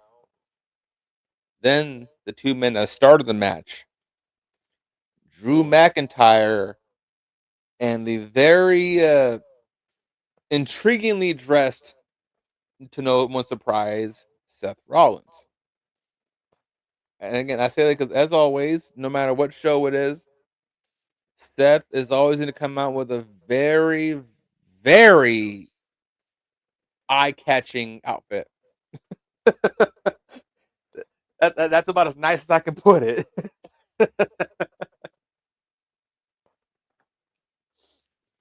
now I thought we was gonna have more of like a flash similar to like the female joint where maybe honestly selfishly I thought Roman would have maybe came out at this point or something maybe would have happened early after seeing Rollins be the first like not the first competitor because he was the last but one of the first to start the match is what I'm getting at. Because that had happened with the starting match. I thought Roman coming out would have happened after that particular curb stomp, Man, like yeah, towards it the was end of the match. so many instances where I thought Roman was gonna pop out and get his revenge on Seth. And we didn't see any of that tonight, which is cool because this event was still fire, the match was still fire. And that's just a thought that was running through my head. We have Seth and I Drew was starting. surprised by how quick we got two eliminations before the sixth person even came out. Once I seen who got eliminated first, I knew it was the inevitable. I knew that was the route we were going. I honestly would have thought Logan would have been one of the final three, but then Did it feel again, did it the feel a final little three we rushed to got you? felt more appropriate.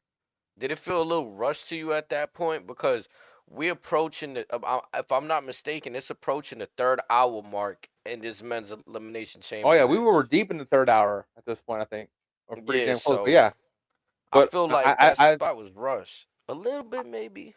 I feel these Priest getting eliminated was more the surprise rush because we see the South Heaven, then he gets laid out, and then he gets taken out. And oh no, who got taken out first? Was it Drew or Priest? Drew, cause That's right. Priest had slit. He had did like a crucifix. I believe Drew had hit Seth with a move. Mm-hmm. He might have hit him with a claymore or something. I don't remember a glass cow. And Drew got pinned by Damian Priest, and that's what made him crash out on Damian, hitting him with a That's right. claymore, setting up the Logan Paul jumping off the top of the pod for the frog splash on Damian Priest, packing Damian Priest up, which I thought again I knew I had a feeling that Paul was gonna do something crazy, and that was the moment right there. I thought they would have, like you said, the chamber looked a little different to me as well. I thought they were gonna do something like maybe It go through looked the taller. outside. Yeah, it was definitely massive. That chamber was massive. Like it didn't give me vibes of like them days when Rob Van Dam and them used to hang from the top of the that joint. Like And the plexiglass was noticeably thicker as well because when later in the match when Seth put Cena through the plexiglass, it all popped out as one piece. Where in matches before, that glass would have been at least 10 different pieces. I mean, was it when who did Goldberg spear a few years ago in the chamber where it just exploded into like 20 different pieces? Was it Kevin Owens? Or either him or the Fiend, one of them that he had speared somebody and the glass had just exploded on I know somebody. what you talk about, but I can't Where it's like he remember. did like a double effort for the spear. But again, like it was noticeably thicker, which again I honestly would have preferred that if the glass would have broken, especially with these guys being a little bit bigger stature. But and it was what it was. But Yeah, the one little critique was those light bulbs. Like I feel like they were noticeable, but then when you had that moment that the thing knocked off of CM Punk's pod, I and was like, Punk's just putting the LEDs back on, like he's just bored out of his mind. yeah, I'm like maybe they didn't really think this thing through with those lights in there. I did enjoy the first part where you had Drew and Punk going at it, and then Punk's just instigating like, "Yeah, get him again, get him again." Yeah, while he was slamming his head into the pod, going crazy. Now at But that point we got I believe it was Cena that came out next. Punk was the it's last one to come out, if I'm not correct, mistaken. yeah. Cena And was the fifth one to come out. Yeah, yeah, he came out guns blazing. Like he came out the chamber just running, clothesline, shoulder tackles, we saw the five moves of doom. yeah, attitude adjustments to Seth. We saw a five knuckle shuffle. We saw Man. Big Match John. And then we get a stare down between Cena and Punk. Oh, but before then, when Punk came out, was it him Yeah, and Logan set that had the little hockey fight? I think it might have been him and Logan. Yeah, yeah, because Priest and Drew were gone, so the final four would have been Yeah, Seth, it Logan, was Cena, and Logan. Punk. Yeah, Cause because Logan Punk. was waiting for him to come out. Mm-hmm. And then Punk goes like a bat out of hell. We get a hockey fight and all that stuff, which is very, very entertaining. And at this point, rightfully so, I'm not gonna lie. I thought Logan Paul would have lasted a little longer, Hmm. and yeah, that just wasn't the case. But Punk again, we got dismissed him. we got a few stare downs between Cena and Punk. And that Yeah, first one, you re see his lips saying, "Hey, I missed you," and just joking and whatever. And then we get that moment to where Cena extends the hand, and Punk's like, "No, no, no, I'm gonna give you a hug." yeah, that Like embrace again, right there, we've been through some fires together back in the day. man. We're gonna hug it out once, and then we getting down to brass tacks. But again, after that hug, Punk gets snaked by Rollins, and Rollins starts teeing off on Punk. Cena pulls him up like, "What are you doing?" And I'm paraphrasing, but Rollins is instinct to say saying, "His ass is mine. I'll be damned if his ass is gonna prosper in this match. You stay out of my way."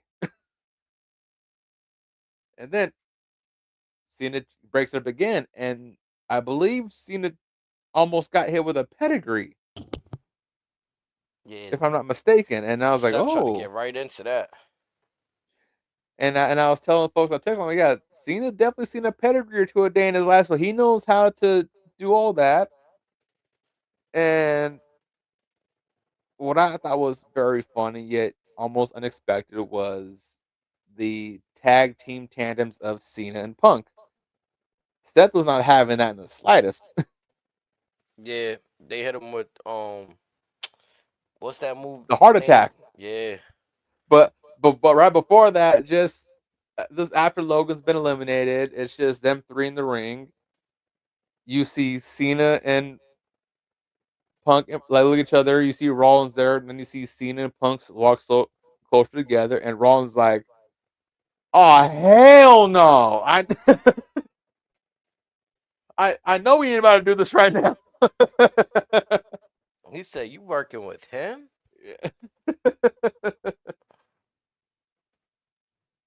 And that I thought that was a great moment. And again, a lot of stuff in this PLE had a lot of incredible moments.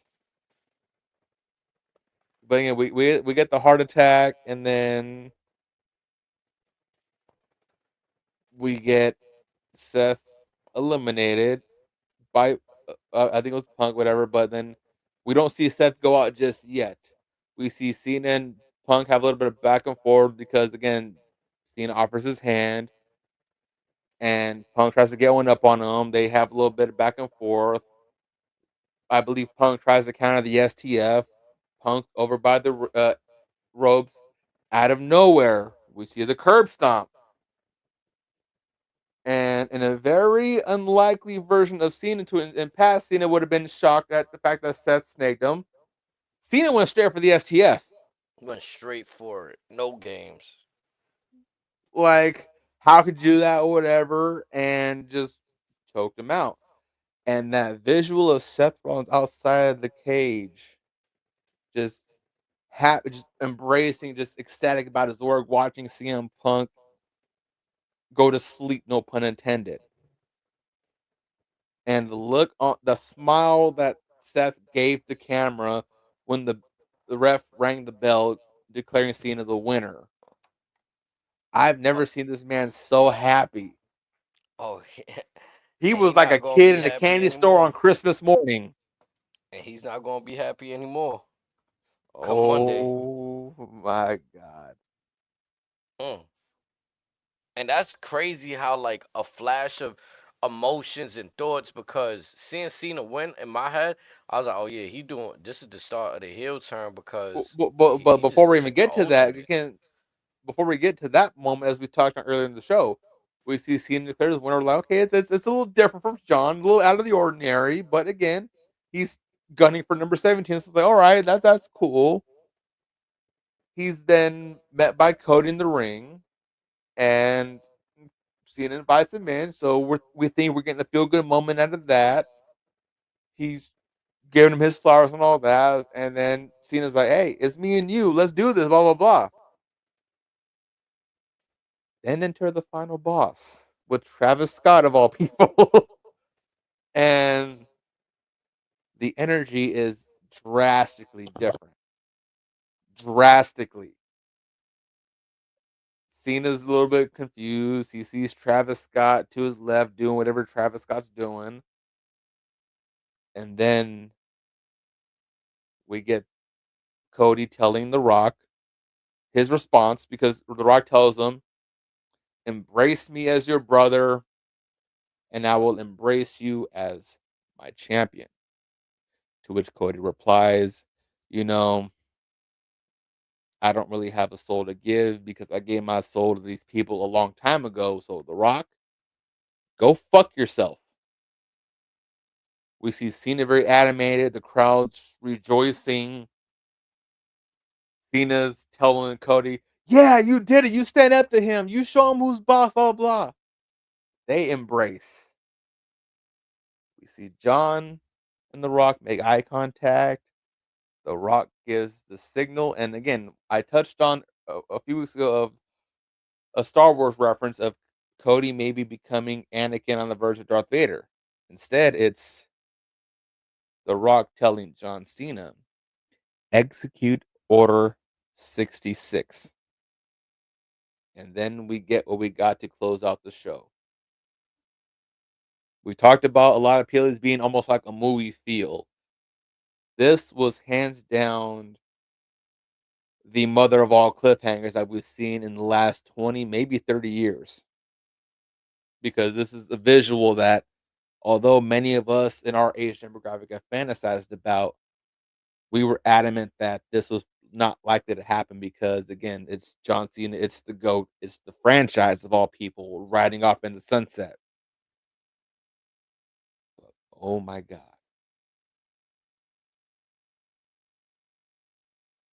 we witnessed a masterpiece.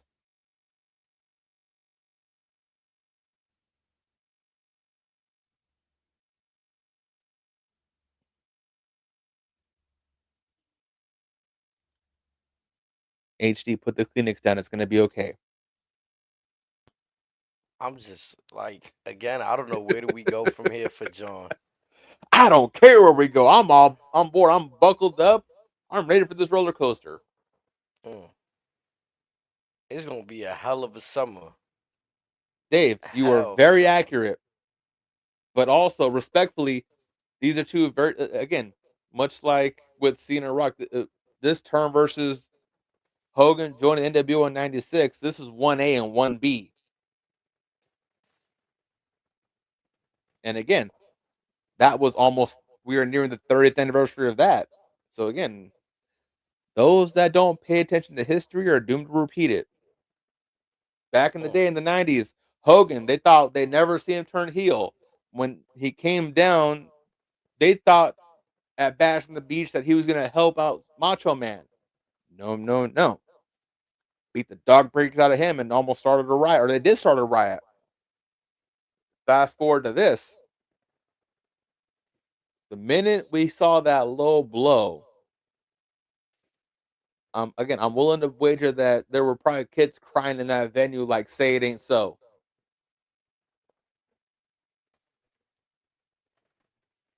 I'm telling you, I didn't know how to feel when that happened. I wanted to hate him, but I loved it at the same time. Again, this was we're now a few hours removed. I'm still in shock and disbelief. Like this, we're actually going down this road. But again, so Dave, so stay with me now.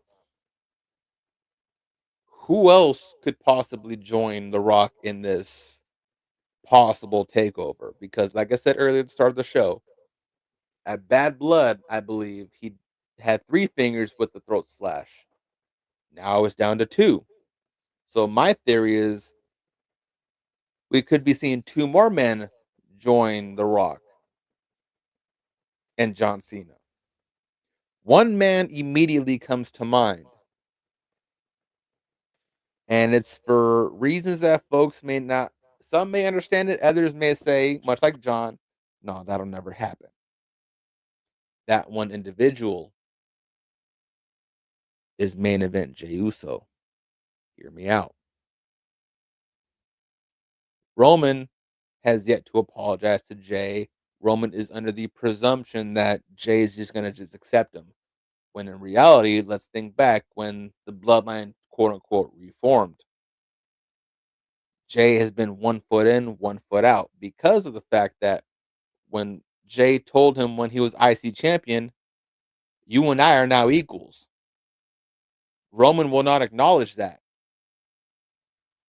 The Rock could easily brainwash Jey and say, I'm not going to hurt you the way Roman hurt you.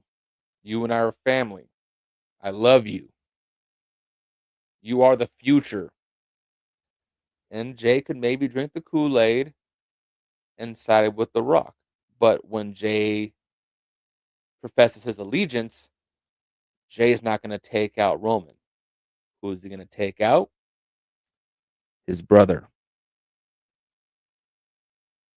Because who costed Jey shots at the IC champion in the past? Who cost him shots at the world championship? It was Big Jim. His his twin brother. And I feel that Jey might be next to join John Cena on this whatever mission statement we want to identify this as. Now, where it gets interesting is who could be the third individual, the proverbial third man.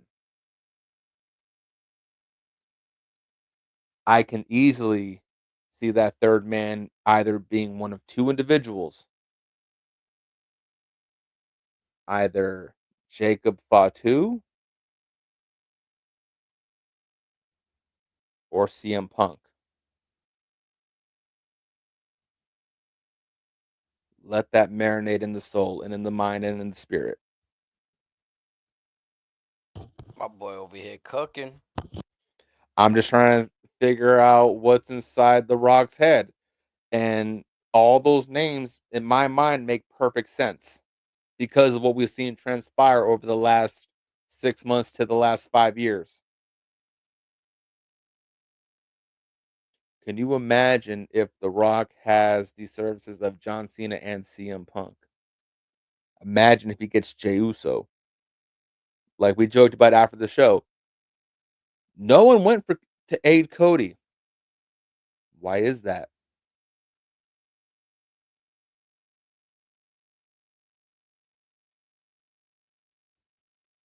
Mm.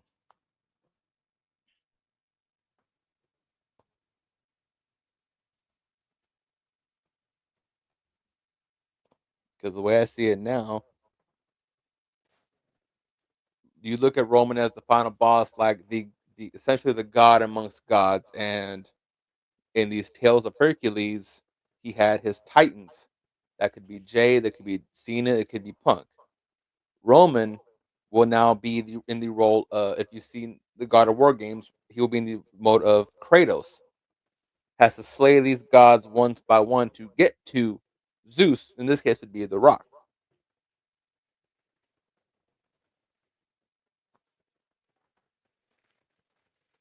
Mm. Just when we thought the Bloodline was out of stories, this is an entirely new chapter, an entirely new installment of what could happen.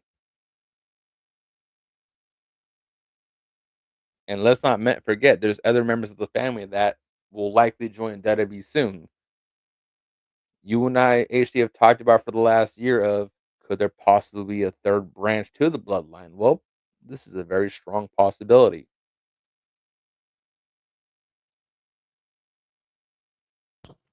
This could very much be that third branch right here.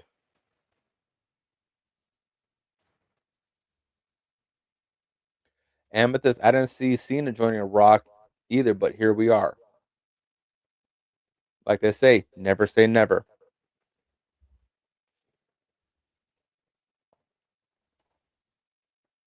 But I feel that even after WrestleMania 41, this is only just the beginning. Mm.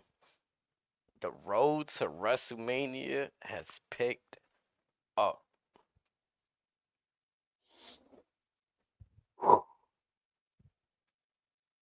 We're about what? 7 weeks away. Yeah, 40 to 50 Seven days. Raws and seven SmackDowns. Ooh wee.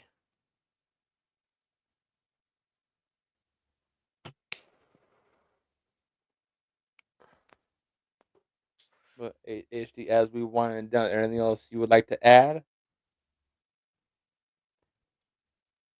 I just want to know if they're gonna pick something up with Roman Reigns. I think the only thing on the table that makes sense as of right now, It's Seth, continuity, Seth. Yeah.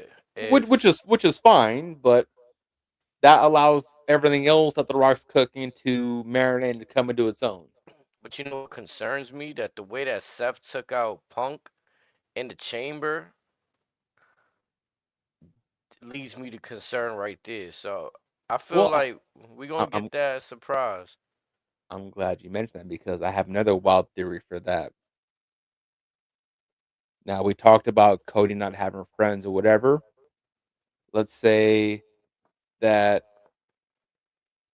maybe Cody tries to help Seth on the road to aid Roman or against Roman. Maybe before Punk cashes in his favor, the wise man advises Punk to help Roman and do him a solid. And then maybe we get a tag team match between those four individuals probably after Mania, maybe at a backlash. And maybe that's when Punk reveals his face card and turns on Roman as well. And like I told you yesterday, maybe that initial favor is wherever Punk goes from this moment forward is where the wise man goes.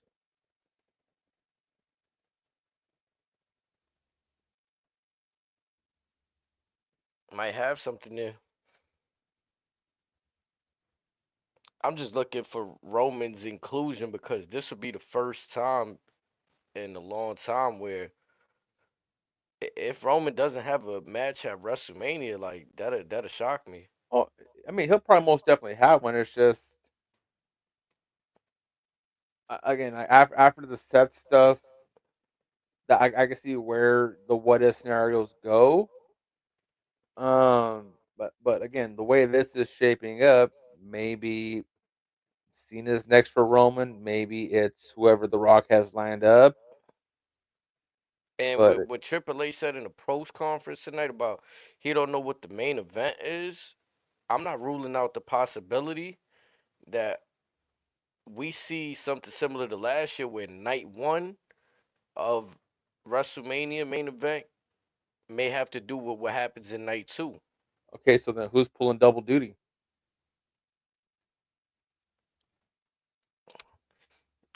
Um, Cody, Cena, and You can possibly, I mean, you can it argue might Roman and depend. Punk are probably doing double duty as well. Hmm.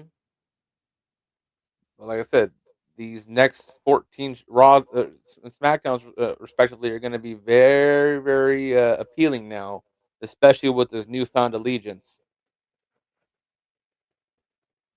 Because one thing I feel for certain is at any given moment, The Rock could just say, we we changing the match type. It could be bloodline rules or like whatever formation of whatever he want to come up with. Cause he came up with the stipulations for last year, if I'm not mistaken. Uh, who initially presented the tag team match? Was it Rock? I believe so. Oh, no, no, no, no, no. The Rock told Cody if Cody loses, then the match with Roman will be bloodline rules. That's what he incorporated. Hmm. But again, let's not forget, Cody is undefeated in bloodline rules. So if you're The Rock, do you want to go down that road again? But if you choose to do so, again, I can see them incorporating maybe a Jay or even a Punk because you This saw. time it won't be the bloodline rules. It'll be the final boss rules. Well, again, the final boss will do what Triple H did with the Authority. There's a plan for the plan. There's always a plan B. Remember that one time? I can't remember the situation exact. I feel like it was a time in wrestling where Vince like would just tell the referee, no, don't call the bell. Let it go on. Like, you know what I'm saying? It could be very well one of Well, those Rock did that in the situations. tag team match, Yeah. Do it again. Like, but honestly, if certain circumstances were different, I would almost be willing to wager that this current iteration of Roman would have been the road to reunite the Shield, but obviously one person is elsewhere. Had he was still being WWE, I would have been almost certain to say that this is going to be the Shield versus everybody. And imagine what that would have looked like at maybe Mania 41 or 42. mm, But again, in this case, we could be looking at maybe Batman and the Joker joining forces, as opposed to whoever your superhero big three is. Which again, I'm sure if that's one of the options on the table, it'll be good. It's just imagine what it could have been, and that's the beauty of us spitballing stuff like this. I'll be very surprised if Roman Reigns doesn't show up at WrestleMania. If CM Punk's favor doesn't culminate to nothing at WrestleMania. Well, again, there've been rumors that the Mania match is going to be Cody versus Cena versus Punk. And that's another thing. I'll be surprised if it's a one-on-one match between Cena and Cody.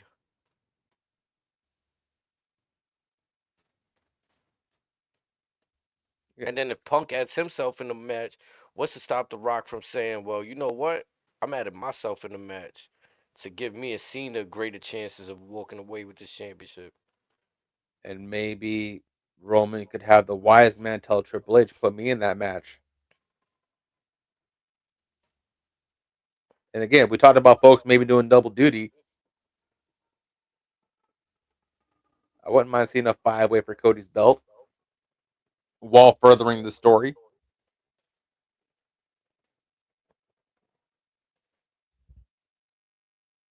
This shit gonna be crazy. Yeah, it is. Ooh wee, chat. Are y'all ready for this drive?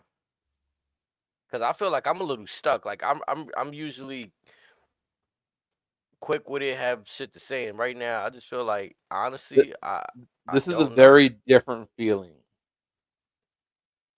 And it's a little bit of a refreshing feeling, but it's a little bit, it's in a weird way, it's a concerning feeling. Because I expressed this before in a few episodes ago. If the idea is to have Cena beat Cody, and then Cody just turn around and beat Cena back for this shit, yeah, he got 17. But what did that do for the current situation? The current And problems we're facing. I want to and enjoy it so bad. I do it. This guy, we gotta see. but also like I said before, if the plan is to have Cody Roman 3 this calendar year, it don't need to be for the title. It'd be nice, but let's be honest, in their respective story, the title is secondary.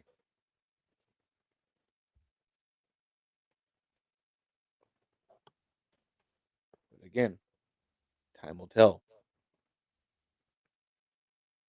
Yeah, that's the if the only concern I had coming out, it would be that right there because I feel like people want or they have this discussion about Cody's reign and who else would Cena be able to really drop that thing to on SmackDown that's really Punk, like Randy, casinos. Drew, I thought Punk well the draft could happen, but I'm just looking at the landscape of as is right now. maybe again, if we talk about the draft, what about AJ? What about Jacob? Nah, I ain't seeing AJ right now. Like I enjoy what he doing, but But again, if done properly, I'm talking. I'm not right away. Maybe between SummerSlam and Survivor Series, towards the end of the run, maybe. But again, you can argue Solo, you can argue Drew, you can argue Seth, Punk, maybe Roman,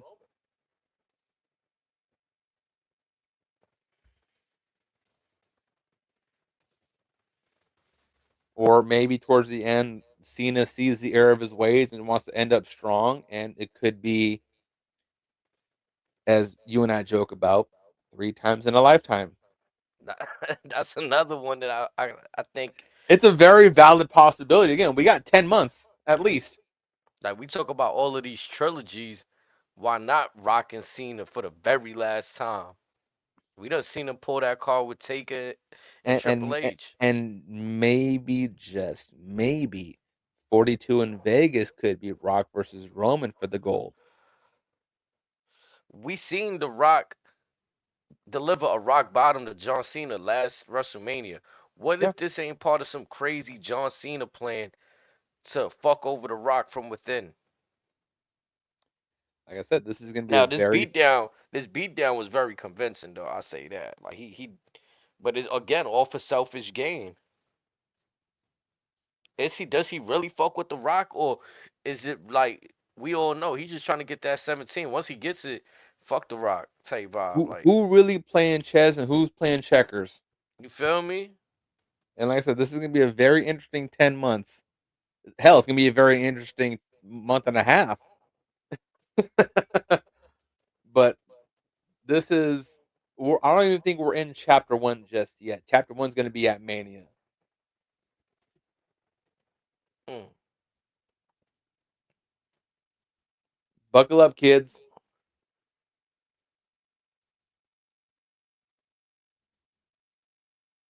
It's gonna be interesting to see how they curate it because the allure that I wanted to see between The Rock and Roman, sure, it doesn't need a title, but it kind of was part of it. It was part of Roman being at the head of the table. He's not at the head of no table right now. And in fact, if Jey Who, Uso Rock? went, no, Roman. Oh, yeah. Roman's not at the head of no tables at the moment. If Jey Uso wins against Gunther, in fact, that might put him at the head of the table in that And like I said, conversation. and at that point, I can easily see Rock getting in Jay's head. And that's what I'm saying. And with this, so if Roman's purpose right now is to stay away from the championship, I think they're watering down what the tribal chief stands for. Well, again, the way Romo's looking at it is like, again, the way he's been portraying it as of late since his return is the elders entrusted him with this responsibility, and unfortunately, the elders that entrusted him have since passed.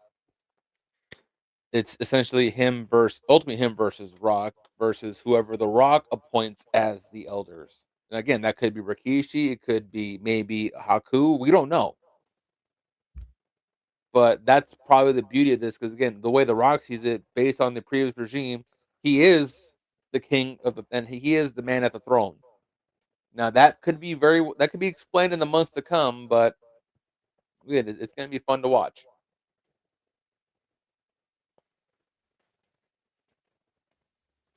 Right, because to say you the tribal chief, that's cool, but what's a chief with no tribe? And again, like I said, What are you the chief of? Self, and what is self doing? and if you look at that version of the bloodline, it's essentially that we know of him, Heyman, and Jim. Jay ain't all in. Let's be honest.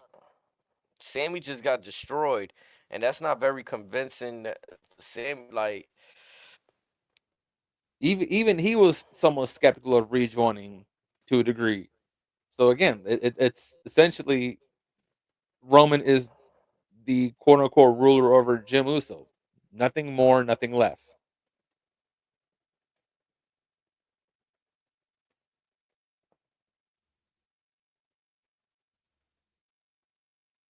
And again, what if Jacob decides to make a claim for that Ulafala?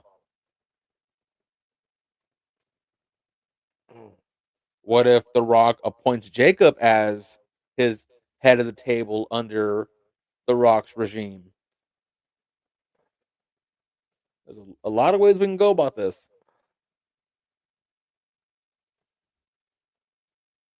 mm. And in the words of the Nature Boy Ric Flair, you may not like it, but learn to love it.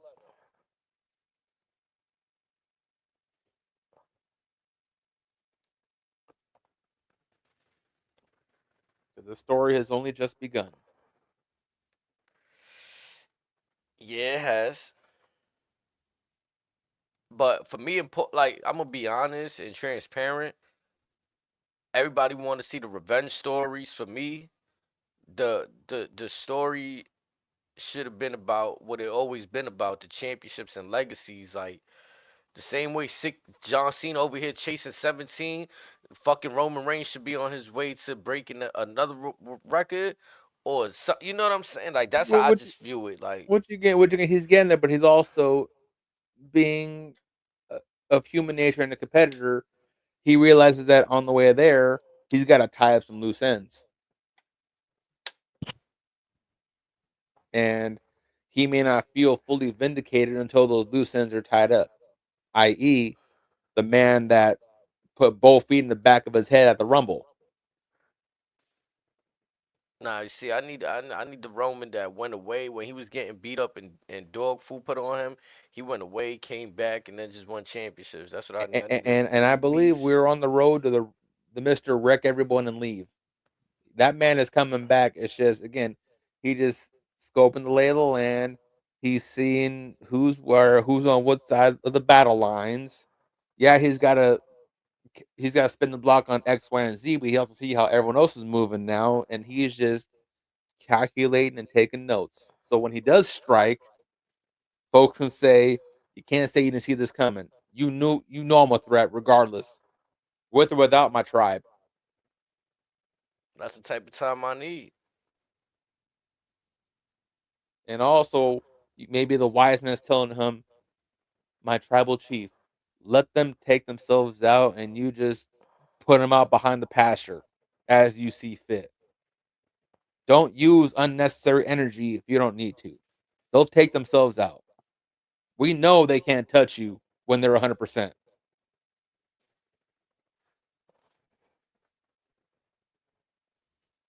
But could you imagine if the wise man turns on the tribal chief? Because again, does Paul Heyman still have the Rock's phone? Because remember, there was a time where the wise man had two phones.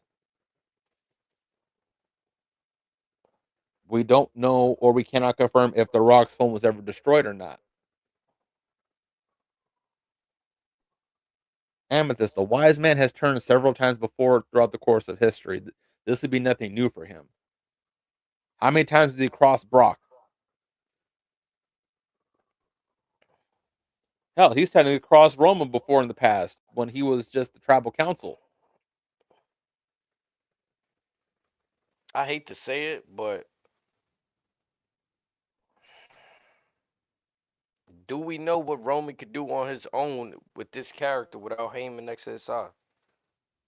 That's a great question, Without Heyman, and without Jim, like you saying, like just straight Roman Reigns and I'll with the answer that tribal chief question by with himself. I'll answer that question with this statement right here as we wind down. This is the first time in a long time where Roman is on the chase. This is the first time where the animal is very much hungry. Essentially, you can make a case that he doesn't need the wise man because he knows how to get to the mountain. Yes, the wise man was a noticeable aid, but maybe he could be of the belief that his abilities could deem the wise man services no longer needed.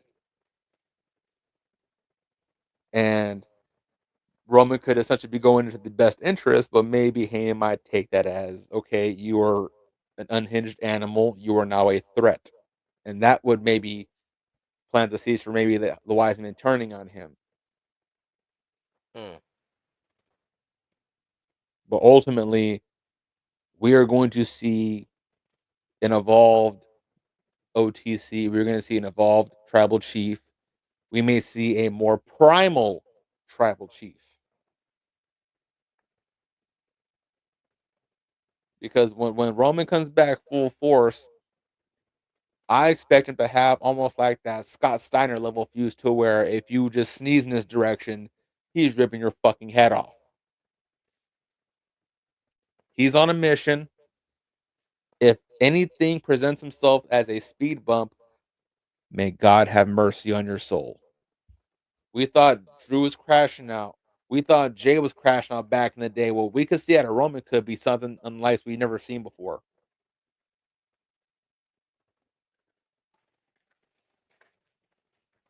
I'm trying to find something out here. He's doing the research, folks.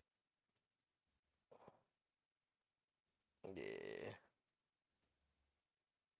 But again, I can't help but wonder how this chapter of this book would play out if Moxley was still in WWE because I feel that this current chapter is borderline tailor made for a Shield reunion. However, that may not be the case for the foreseeable future.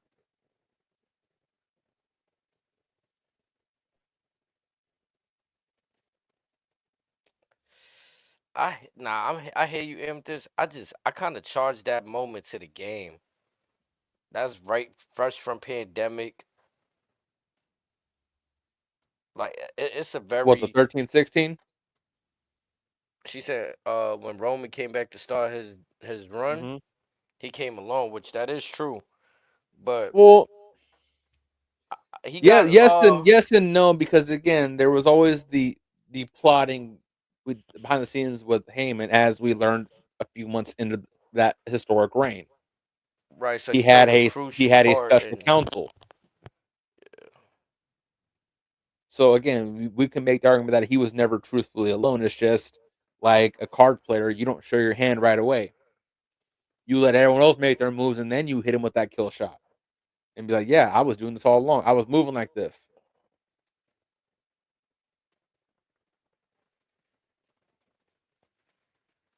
We have I think Romans. yeah, they curated that perfectly for him too, including like, cause they did everything weird at that time. Vince was kind of just like had the belt bouncing around from Mhm. Braun Strowman to the Fiend to then God rest his Roman. soul. You feel me? To then Roman just beat both of them in that match for the shit. Hmm. Showed up. But also on that notion, when that historic reign started, another reason why I feel Jay might turn because again, let's be honest, the bloodline started because Jay was forced to join against his will. Mm. Back to my point from earlier, again, he was forced to join because it was an I quit match essentially, or it was the cage match when Jay said, "I quit, you got it, whatever, just leave my brother alone." And the stipulation was if Jay lost, he would have to join the bloodline.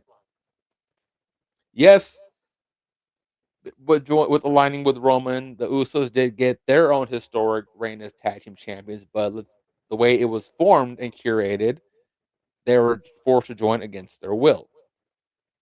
And back to my point from earlier, The Rock could say, "Hey, we know the history with you and Roman. I'm not going to do that to you. I know how great you can be. Your father knows how great you can be. My first cousin, your father, knows how great you can be. Allow me to get you to that promised land that you deserve. And, I acknowledge you." and just touching on that prior topic, upon further research, Braun Strowman lost the championship to the Fiend Yes, at SummerSlam, August 23rd, 2020. yes, Right? This is just me laying out a timeline. Then I looked up Paul Heyman's first appearance with Roman Reigns. They have that listed as August 28th episode of SmackDown. Roman Reigns beats The Fiend and Braun Strowman in a triple threat match August 30th, 2 days later. that's what I'm saying. So that between that time frame alone, from Roman's return to that to him winning, that's what 2.5, maybe 3 weeks, if that. Shit was 2 days. Oh no, no, no! From when he came back from the SummerSlam, Who because he appeared after the PLE, if I'm not mistaken, and he had that wreck everyone and leave shirt,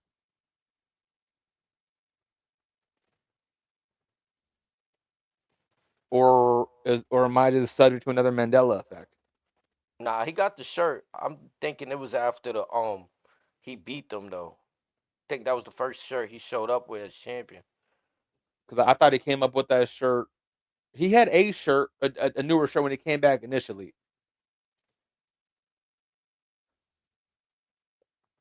But Yeah, I don't either got way, that shit. again, the allegiance was made prevalent very rapidly, and then, as we know, the rest was history.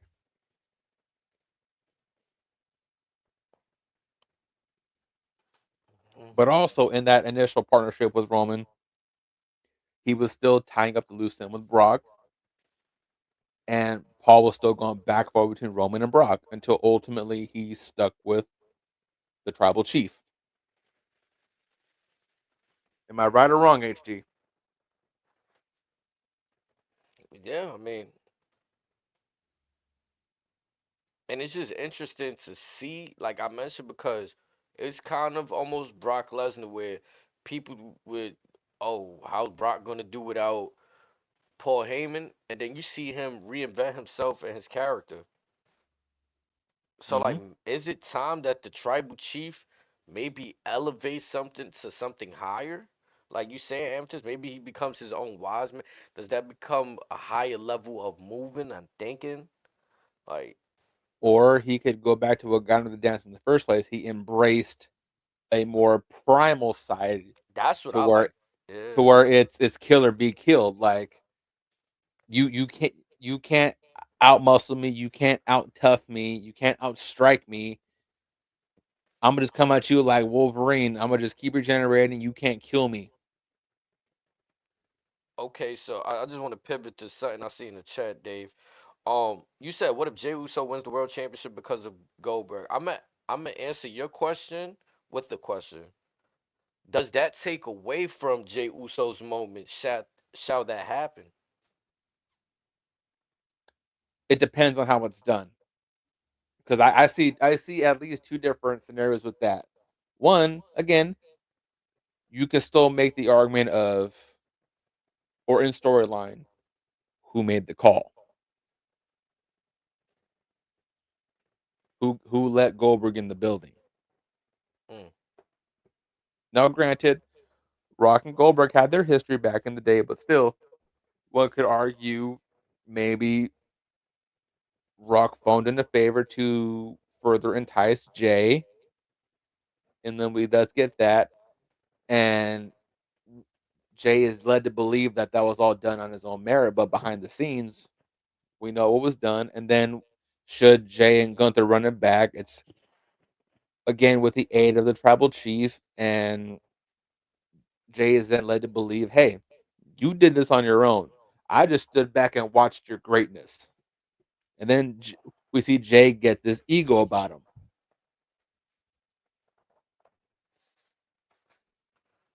I think it'll hurt if Jay wins that way and is the same baby face. Next week he puts a little bit of blue on the championship, and then loses it a few weeks later. If he has the belt, I think he might have it at least a few months. And again, he may lose it to Roman. He could lose it to somebody else, but he'll probably have it to be. If I'm going to put a number on it, I'd probably say maybe between 80 and 110 days, which is still not bad. It's commendable, but it's not going to be a few weeks or a month and just it's a one and done type of deal. It'll have some lengthy reign to it. Oh yeah, Dave, I remember that. But what I'm asking you is, if Goldberg interferes and helps Jay win, does that ruin Jay's hard work celebration? Do we feel like it was convincing, believable? Those are the things I'm kind of getting at. Because I think it'll ruin it if it doesn't lead to where Ray's is saying. Like, if it doesn't lead to, okay, we know who called the plays, and if it's just like, oh, well, yeah, I'll accept the help, and I barely got out of here with the win anyway. And again, the reason why I said the very specific whistle, let's just say that happens or whatever, and Jay goes to Roman and hopes to seek his approval, and Roman brushes it off. Again, that then fuels the possible correlation between The Rock and Jim or Jay, excuse me. Mm.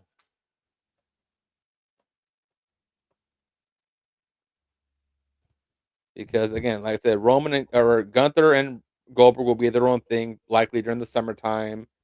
But then again, it's like I mean, let's be honest. Gunther's reign has been very lackluster, with the exception of maybe one or two scenarios, and he's one of those guys to where I feel that maybe it's best that he's on the chase.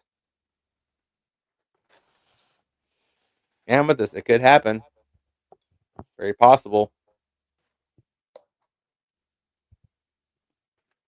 Jay not turning heel. Possible.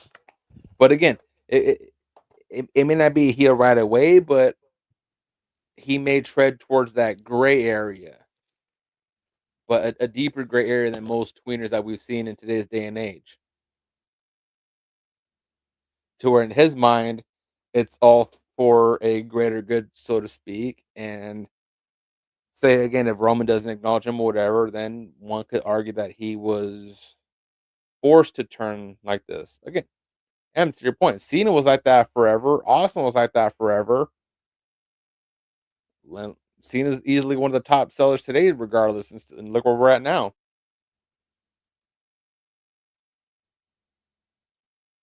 The merchandise is that's cool, whatever. But again, if you're looking at the bigger picture in the grand scheme of things, again, what would be more lucrative, selling merchandise in the top five category, or being the quote unquote right hand man of the guy who's signing everybody's checks?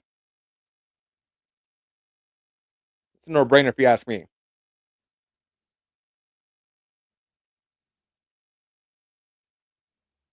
Well, man, with this, the kids still have they'll have Roman again. You have Punk. This will essentially put some type of spotlight on Big Jim. You have Randy, you have AJ, you have Braun possibly. There's other guys that would fill that void. That's the least of their concerns. It's more of what would be more beneficial to the story, so to speak. Or in John Cena's words from the Rumble, what's best for business.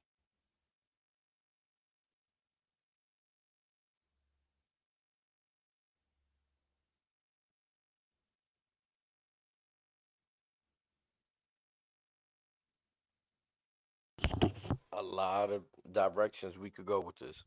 And Ish, you and I can go all night long about this and come up with 100 different ideas of what could happen. And all I'll be worried about is what didn't happen. And what didn't happen, it could ultimately be it didn't happen right at this moment in time, Hmm. and it wouldn't necessarily rule it out. I just don't like. Part of me, I want to enjoy this ride, but I don't want to get too comfortable with the idea that every year it's kind of some foolery happening. I get that. Like right now, it's been acceptable because they've been able to. But how many? I got a question. I got to be honest. How many times could you actually pivot? How many times could you counterpunch? Like this is a hell of a task we looking to do here. Well, I'll answer that with this question: with each pivot, are you able? How many contingency plans are you able to set up by that? Again, what I mean by that is, say you move this way or this way. As I've said many times, do you have a plan for the plan in place? We'll see how this goes with this current iteration. But again, if Jay were to turn or someone else, that'd be unexpected. Which I feel like again the plan for the plan, which you mentioned, is keep things safe. And I think they kept it safe right here. I think everybody's been clamoring for Cena to get this WrestleMania spot. Everybody's been wanting to see Cena go heel. They're But giving us everything we want in one spiel. like I said, I think this road for Cody and Cena is going to be a telltale sign of how feasible The Rock's ideology is, Cause I'm because essentially Triple H kind of said in the press conference. Again, I'm just paraphrasing that he's embracing. Again, I'm using this term a lot lately, but again, that's kind of the fact of the facts. But he's allowing The Rock to explore his creative mind and go off of that. Now, granted, again, in human nature, not everything's going to be a home run. But Triple H is probably saying, "Hey, well, if Ari Emanuel and Nick Connor trust me for this, all right, I'm gonna rock with you. You and I got history, so I'm gonna rock with you." But again, it's like, let's see how your stuff goes before I gotta chime in, and then it's me versus you. cause I hate to say it, the magic that they could have had. I mean, they could still have it at some point, but I feel like you really gotta search and dig deep a little more when you already had a layup twice with Rock versus Roman. Roman with the whole head of the table, Rock coming out saying, "Oh, I should sit at the bar, I should sit here, I should sit at the head of the table."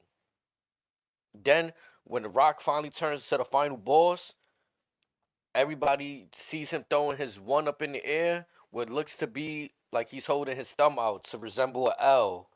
Hmm. And then fast forward to Bad Blood to where we got the three fingers. Look, three instances. Thank you for like bringing me back to that. Like, so it's like you had three layups. The fourth, like, how many times you gonna play with this before it gets too late? And this might be one of the dream matches we never got to see. Or let's look at the contrary of all that. Say we got this long time ago, we may not be getting this specifically. Very Say true. say say we already had Rock Roman at 39, for example, which was the initial plan when they were in LA. we never would have got finished the story. We may never would have got the 1300 plus 100-day reign. We may never get Jay winning the IC championship potentially. We may never even get Cena turning heel. And that may have all been right if we really wanted Roman to break that record, because then we wouldn't need all of that.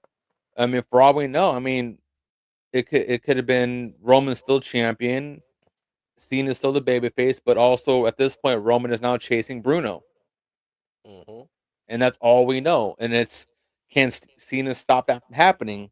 Which again, I'm sure it'd been fine, but it may not have been Cena turning heel like what we just saw a few hours ago. Hmm. Again, that's why I say playing it safe, because I wouldn't call this heel turn playing it safe though, because this is something that again with Cena and this retirement tour that folks were accepting of the fact that this term was never going to I mean, happen. I hear that, but why they felt like it wasn't gonna happen? Oh, he was selling the most merch. We got Jay Uso Well, no, now. no, no, no, no, no, no, no, no, no. I'm not even talking about that. I'm saying it was never going to happen because again, folks were like again he's like we learned allegedly quote unquote he's going to do 40 dates beforehand before the Rumble. He was just saying I'm gonna just hit up certain spots whatever that were good that were meaningful to me. I'm gonna be here and I'm gonna just have a good time. That's what we were led to believe. And a lot of us were listening to that and we're saying, okay, so we're never gonna get heel Cena. That's cool, but we're as fans of him over the years, we're just gonna sit back and enjoy the Nah, ride. I hear what you're saying, but I'm not buying it, because even prior to this, people still pointing out, oh, he said the word selfish. Like No, no, no, no. No, I'm talking We about still everything. wanted it, bro. Like Talking about people everything still. before the Rumble. Everything before the Rumble. I'm saying what we're led to believe.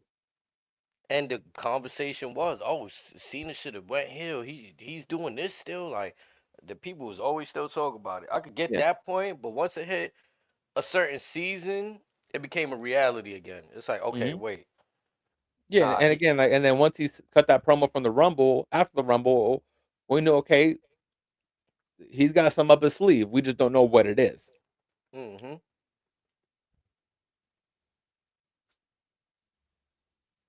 But so now the question remains to be is does this now that we have heel Cena, is there any form of longevity to it? And what do him and The Rock have in mind to present the idea of longevity with it? Because again, we haven't seen John Cena heel since he first debuted 20 plus years ago. That's another thing that could have factored into it. The Rock was on his baby face shit for a long time. Cena probably looking at The Rock have the same success. Like, well, maybe I could be a cool badass and people, you know what I'm saying? Still Hmm. gonna fuck with it. So again, I think it was the right time. Like this was the Oh, right definitely. time. Yeah. The right time. And I'm not saying playing it safe in a bad way. What I mean is they didn't truck through anything else that would have been frowned upon. Right. That's what I'm getting at. I feel like The Rock could easily, the same way we keep speaking about this match with him and Roman was supposed to happen. Why isn't another match taking place with him? You know what I mean? That's what I'm getting at. Like, whether it's him Okay. and Cody, like, it's just, it feels like a little. It, again, I hope they don't miss the moment.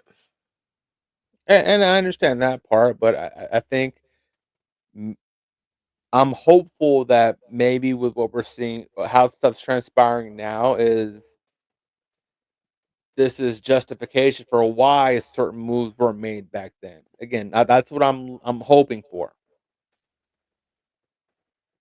Sometimes I get it. Even But us, again, the but fans that want us to be with Roman, we prisoner of the moment. So we yeah, looking at that.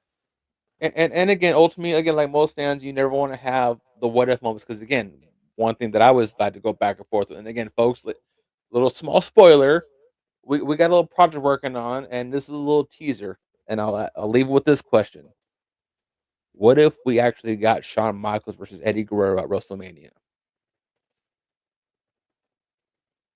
What if that actually happened? Mm. It never happened, unfortunately, but again, what if it did? And You need to ultimately, forget about it, bro. I'd like to. but again, I like to believe that again. There's reasons why certain things didn't happen right now, and again, they'll still be just as special when it happens. Should it happen? But again, time will tell. Mm.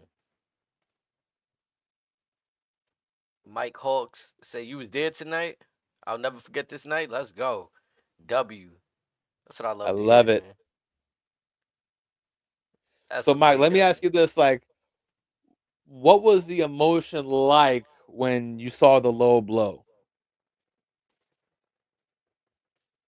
I need actual like someone's visualization of what happened. Like again, like from what we saw from the TV screens, we saw the air leave the room. But again, what was it like just to be in that environment, in that energy?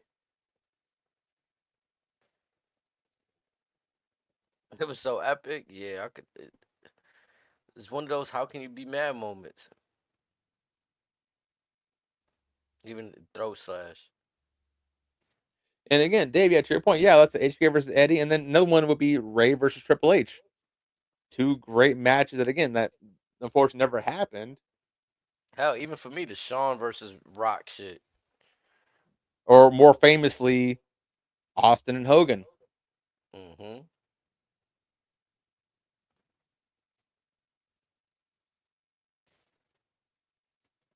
The throw slash led to a what the fuck pop.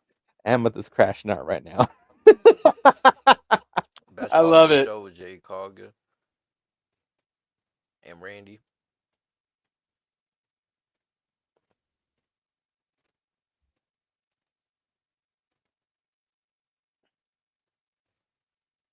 But We again, went like insane.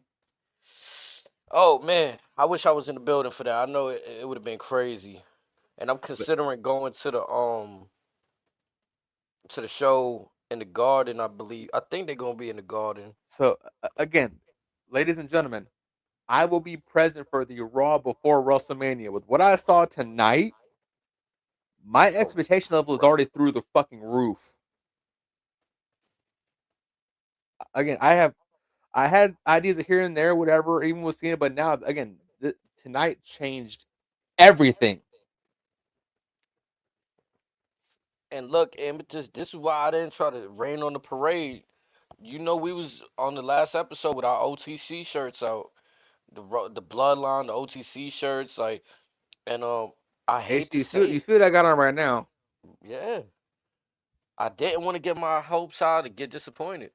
Again, it would have been nice, but again, maybe there's purpose and significance. Oh yeah, any of these lead up shows gonna go hard too, man. Tonight was Because again, just a different level. It was a tonight very different way to close out a PLE. It's very rare you see a PLE, even one such as the Elimination Chamber, go off this way with such implications, it's, history it's making. one thing if it's one of the big four. Like if it's Mania, SummerSlam, Survivor Series, Rumble, that's one thing for those shows. For something like this, this is a night where the game was changed. Changed, bro. You want to know what's even crazier to me?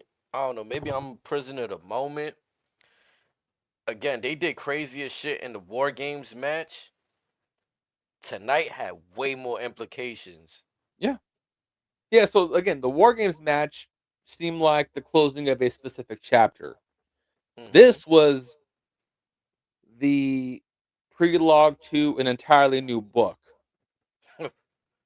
Like we talked about again, but the stuff with the bloodline, everything is like its own book, damn near its own movie. This was like the opening scene of a new movie, like the trailer. Like no, and like say with Marvel movies, we get a cliffhanger for the next few movies. This is what that felt like.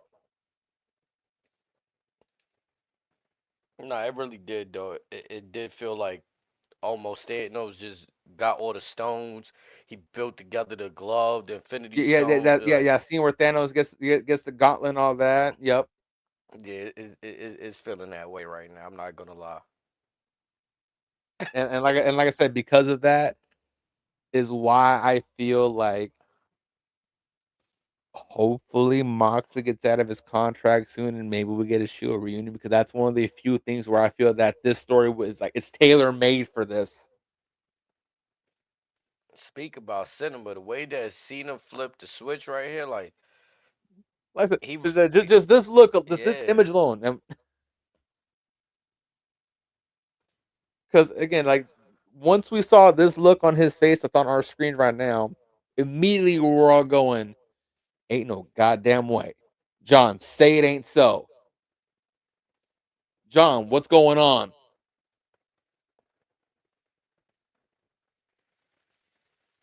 said this, and And like I said, back to the old Star Wars reference. This was Execute Order 66.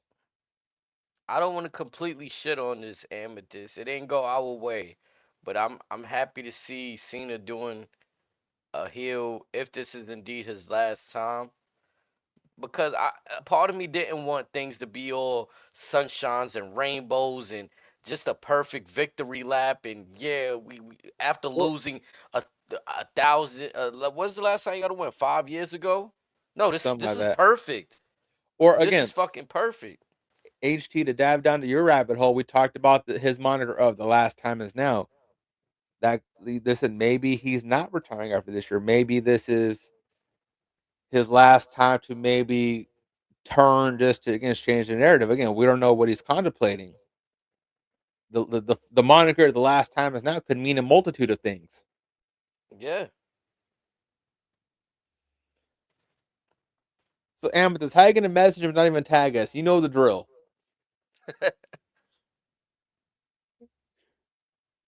Again, almost similar to Cody, where people want him to turn heel. I think the same thing was happening for Cena for so long that right now I think people are going to be on the side of seeing how far could they take this. They like we might have to extend those 40 days for Cena if this thing goes well enough. And then again, you're siding with the guy that's signing most checks. Rock could say, "Hey, I'll let you do 10 movies for so and so if you give me 20 more dates, something like that." To just send a few brink trucks to his house. Or was this farewell tour really the farewell of that colorful T-shirt John Cena? Goodbye to Fruity Pebbles. Is that what he's really telling us? That's the beauty of speculating. Like, cause I can't imagine.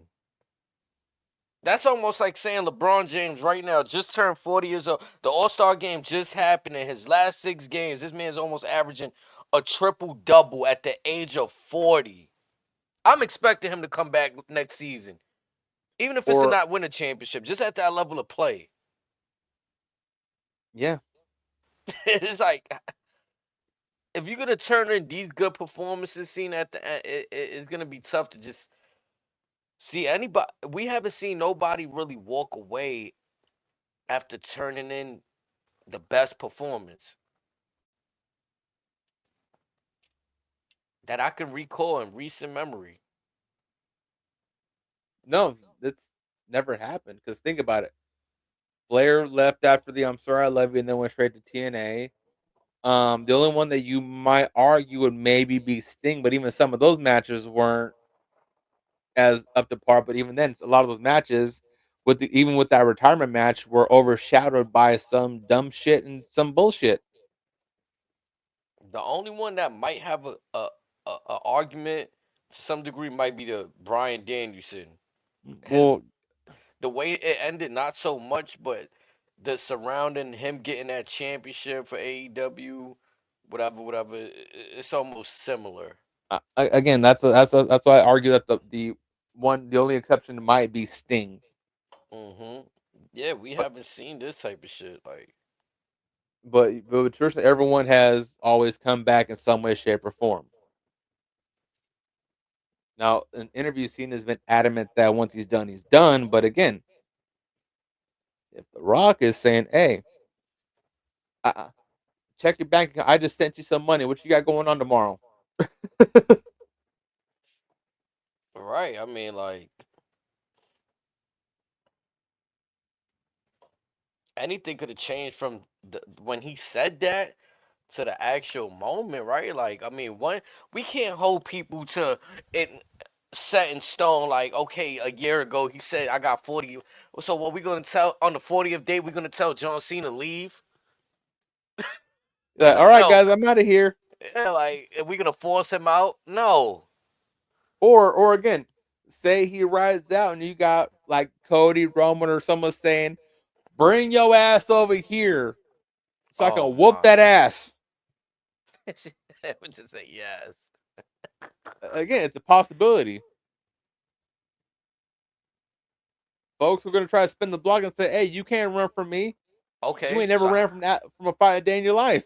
how about this? How about another hot take?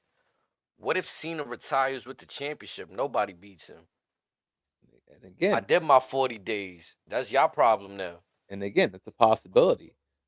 He could do a punk saying, "I'm retiring, but I'm taking this with me." Right. Go make another new belt like you did when Roman was over 1,000 days. You had to make a second place trophy. Go make a third place trophy now.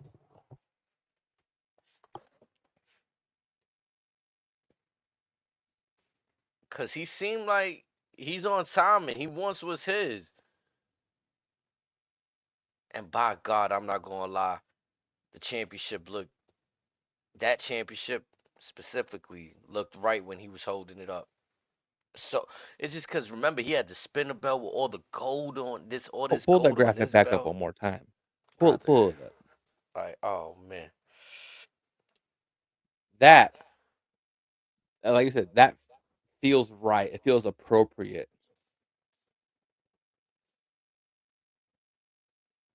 because again, he could go be absolutely bitter and say, "Hey, like y'all wouldn't have gotten to this level. You wouldn't be as big as you are without me and the man standing to my right. We made this what this business is today. We changed. We've been changing the game. Hell, we are the business." And I'm gonna be honest, I find it hard to believe that if Cena beats Cody for this championship, that this is the only person Cody couldn't beat. Like they're not gonna give Cody the run back at this.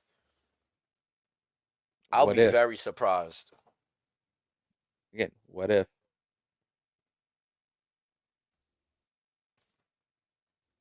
And this is gonna be fun. Like again, like I said, any thoughts or theories we had, we could probably throw them out the window because again, now we have to go down a rabbit hole of a few brand new scenarios.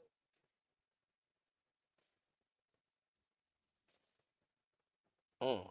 What if when Cena wins, The Rock presents Cena with that Brahma People's Championship?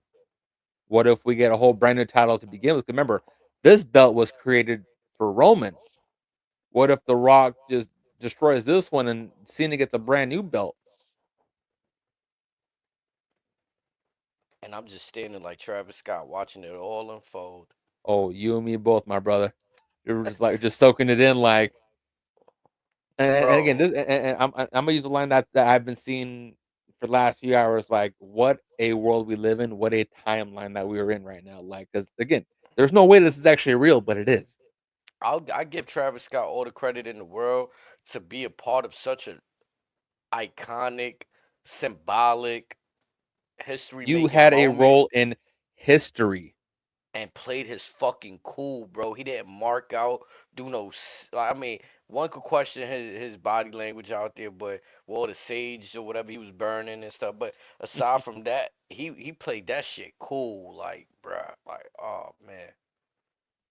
He Cause it became really one looked with like the looking at moment. this, he looked like he belonged. Like Yeah. he looked like somebody that the Rock bring to cause chaos with him. hmm He's just one of them dudes One of the biggest hip hop stars in the in the world. world. One of the biggest acts, arguably in the last probably this decade. Triple H went on to say this man does concerts that sell out these arenas daily. This Yeah. isn't nothing new to him. This isn't just, rapping at the strip clubs and breeze bars, walk through. This is top of the line. And like that's saying a lot. Like The Rock is pulling out all the style. He got the biggest hip hop star, one of the biggest wrestlers turned actors out there. Like, who else is next? Do we have an aspiring athlete turned wrestler on the way? Do we have like a former Like football you said, player? maybe Elijah Holyfield, Bro, like that'd be crazy, as bro. the son of one of the greatest boxers of all time, at least of the generation. Dave was mentioning the NXT and TNA stuff earlier. You know what I'm saying? Like, my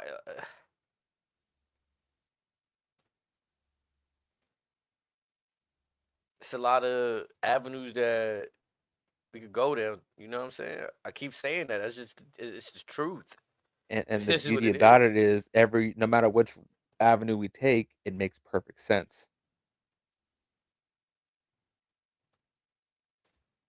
Now, my question is, if Travis Scott's been doing some practice, how soon do before we get Travis Scott versus Bad Bunny?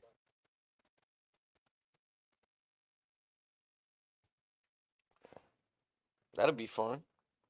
Maybe Travis Scott teaming with Pat McAfee. Who knows? Again, there's certain stuff that we can't necessarily rule out.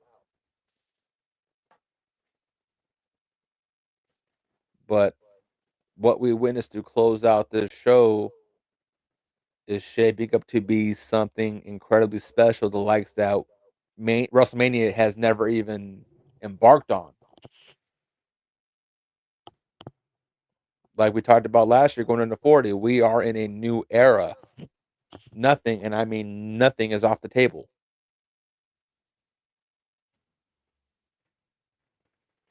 Like, yeah, it's really.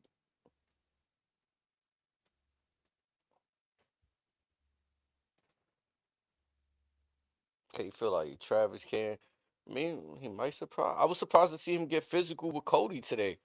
Cody might look to get Travis with something back pretty soon. You gotta pay him with a receipt soon, right? Or again, Dave, we didn't think Bad Bunny was going to do it. We didn't think Pat McAfee was going to do it.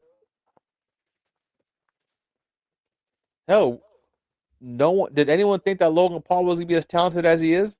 I promise you, it looked like Travis Scott's finisher will be the Swanton bomb. I promise you. He gonna go right to that top rope, What if he starts calling himself Cactus Jack? man. He got a shoe line called Cactus Jack. Just saying. Yeah, he uses the name right. They gifted him the hardcore title. I mean, it's probably why. Yeah.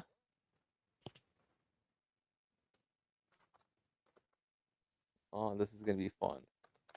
I'm interested to see how Cena starts dressing. If he changes anything, I imagine he does. Maybe he sticks with the jean shorts, but like go like black now, maybe more darker villainous route. Like, Get some black dickies. man, I'm not gonna lie too. I mean, we've seen him dress in suits when he get do get get formal the black interviews. Tims. He just come out like how Cody dressed tonight. Fuck the game up. I said this is going to be fun.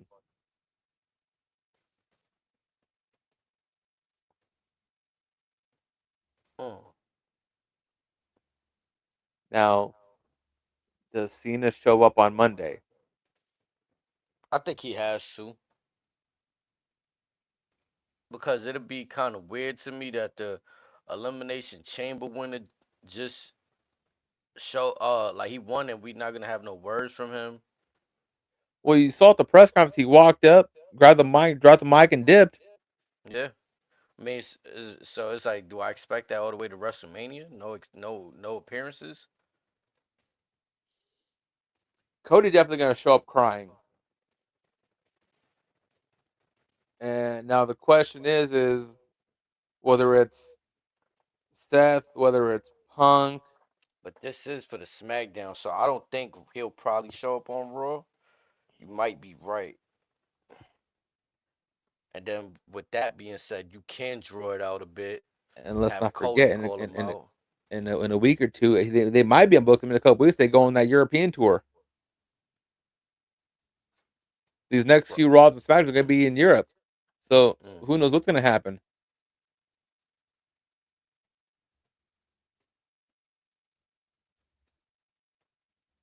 Ooh wee.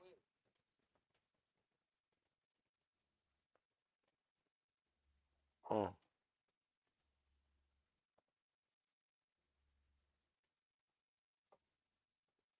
But actually, as your neck of the woods is nearing the sunrise, anything else we should add? Nah, I think we pretty much we hit everything. LFG's gonna be on tomorrow. The rest of those shows that come through on A&E gonna be there tomorrow.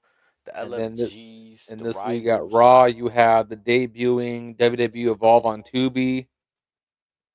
which that should be fun. It looked like they plucked a few people that might have been on Level Up and NXT, put them on there. I thought this was gonna be strictly like indie Evo. I mean, hey, it is what it is. They just pulling out the people that I guess really didn't do much on the other shows before, the Level Ups and the cameos on NXT, and giving them something to do on these newer shows.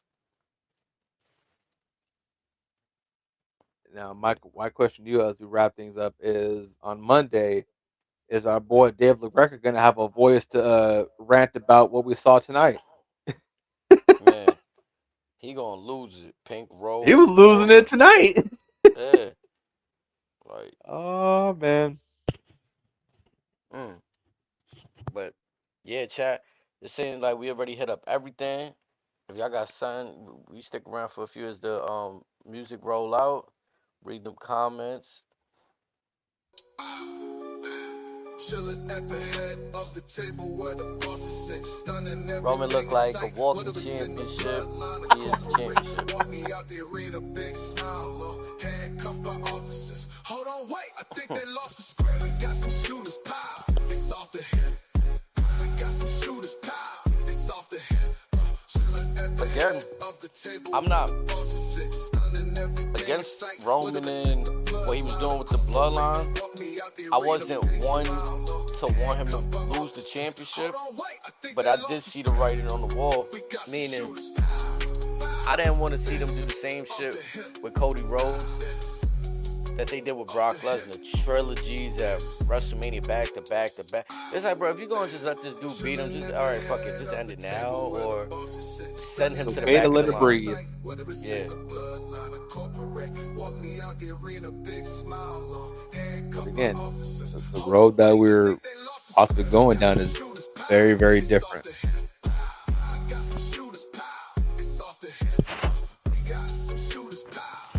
And unfortunately, with Cody Rhodes, he kind of has a part to blame in that shit. Like, Rock is telling some kind of truth. Like, he Yeah. did speak this shit into existence about finishing the story and this. Like, me personally, when he first came back, I was just happy that Cody made it back to WWE. And then we got the Cody Crybabies. Man,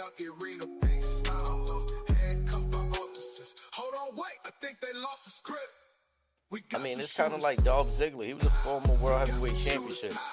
He still had to fight, like, earn Former that Rumble shit in winner, this. former Money in the Bank winner. But in this landscape, in 2024, they didn't, you know what I mean? Cody, they just gave that shit to him. And people helped accelerate it.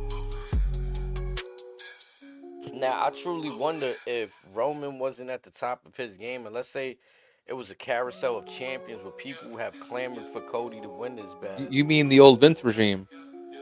Mm-hmm. If it was the old regime, Cody probably wouldn't even be in the title picture to begin with.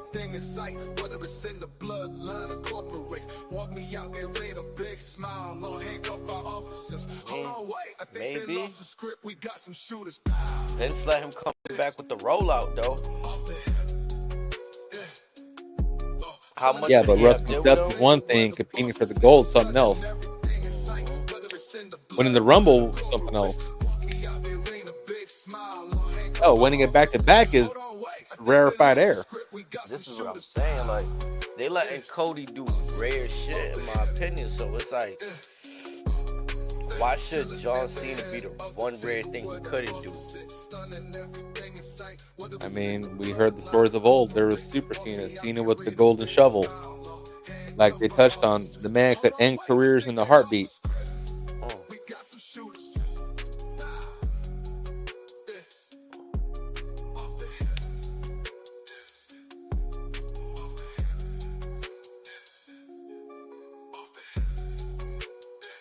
Chat, I want to thank y'all so much for spending the evening with us.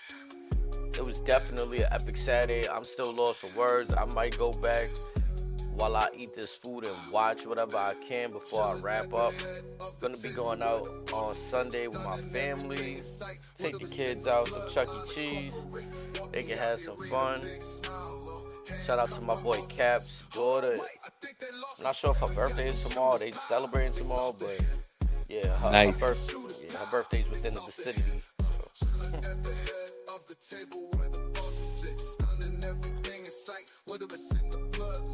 Wrestling fans, video game wise, March 7th, I believe, that early access, pre-order access for WWE 2K25. Oh, that's this week, huh? Yeah, I got mine pre-ordered. I had to. As do I. Yeah, so.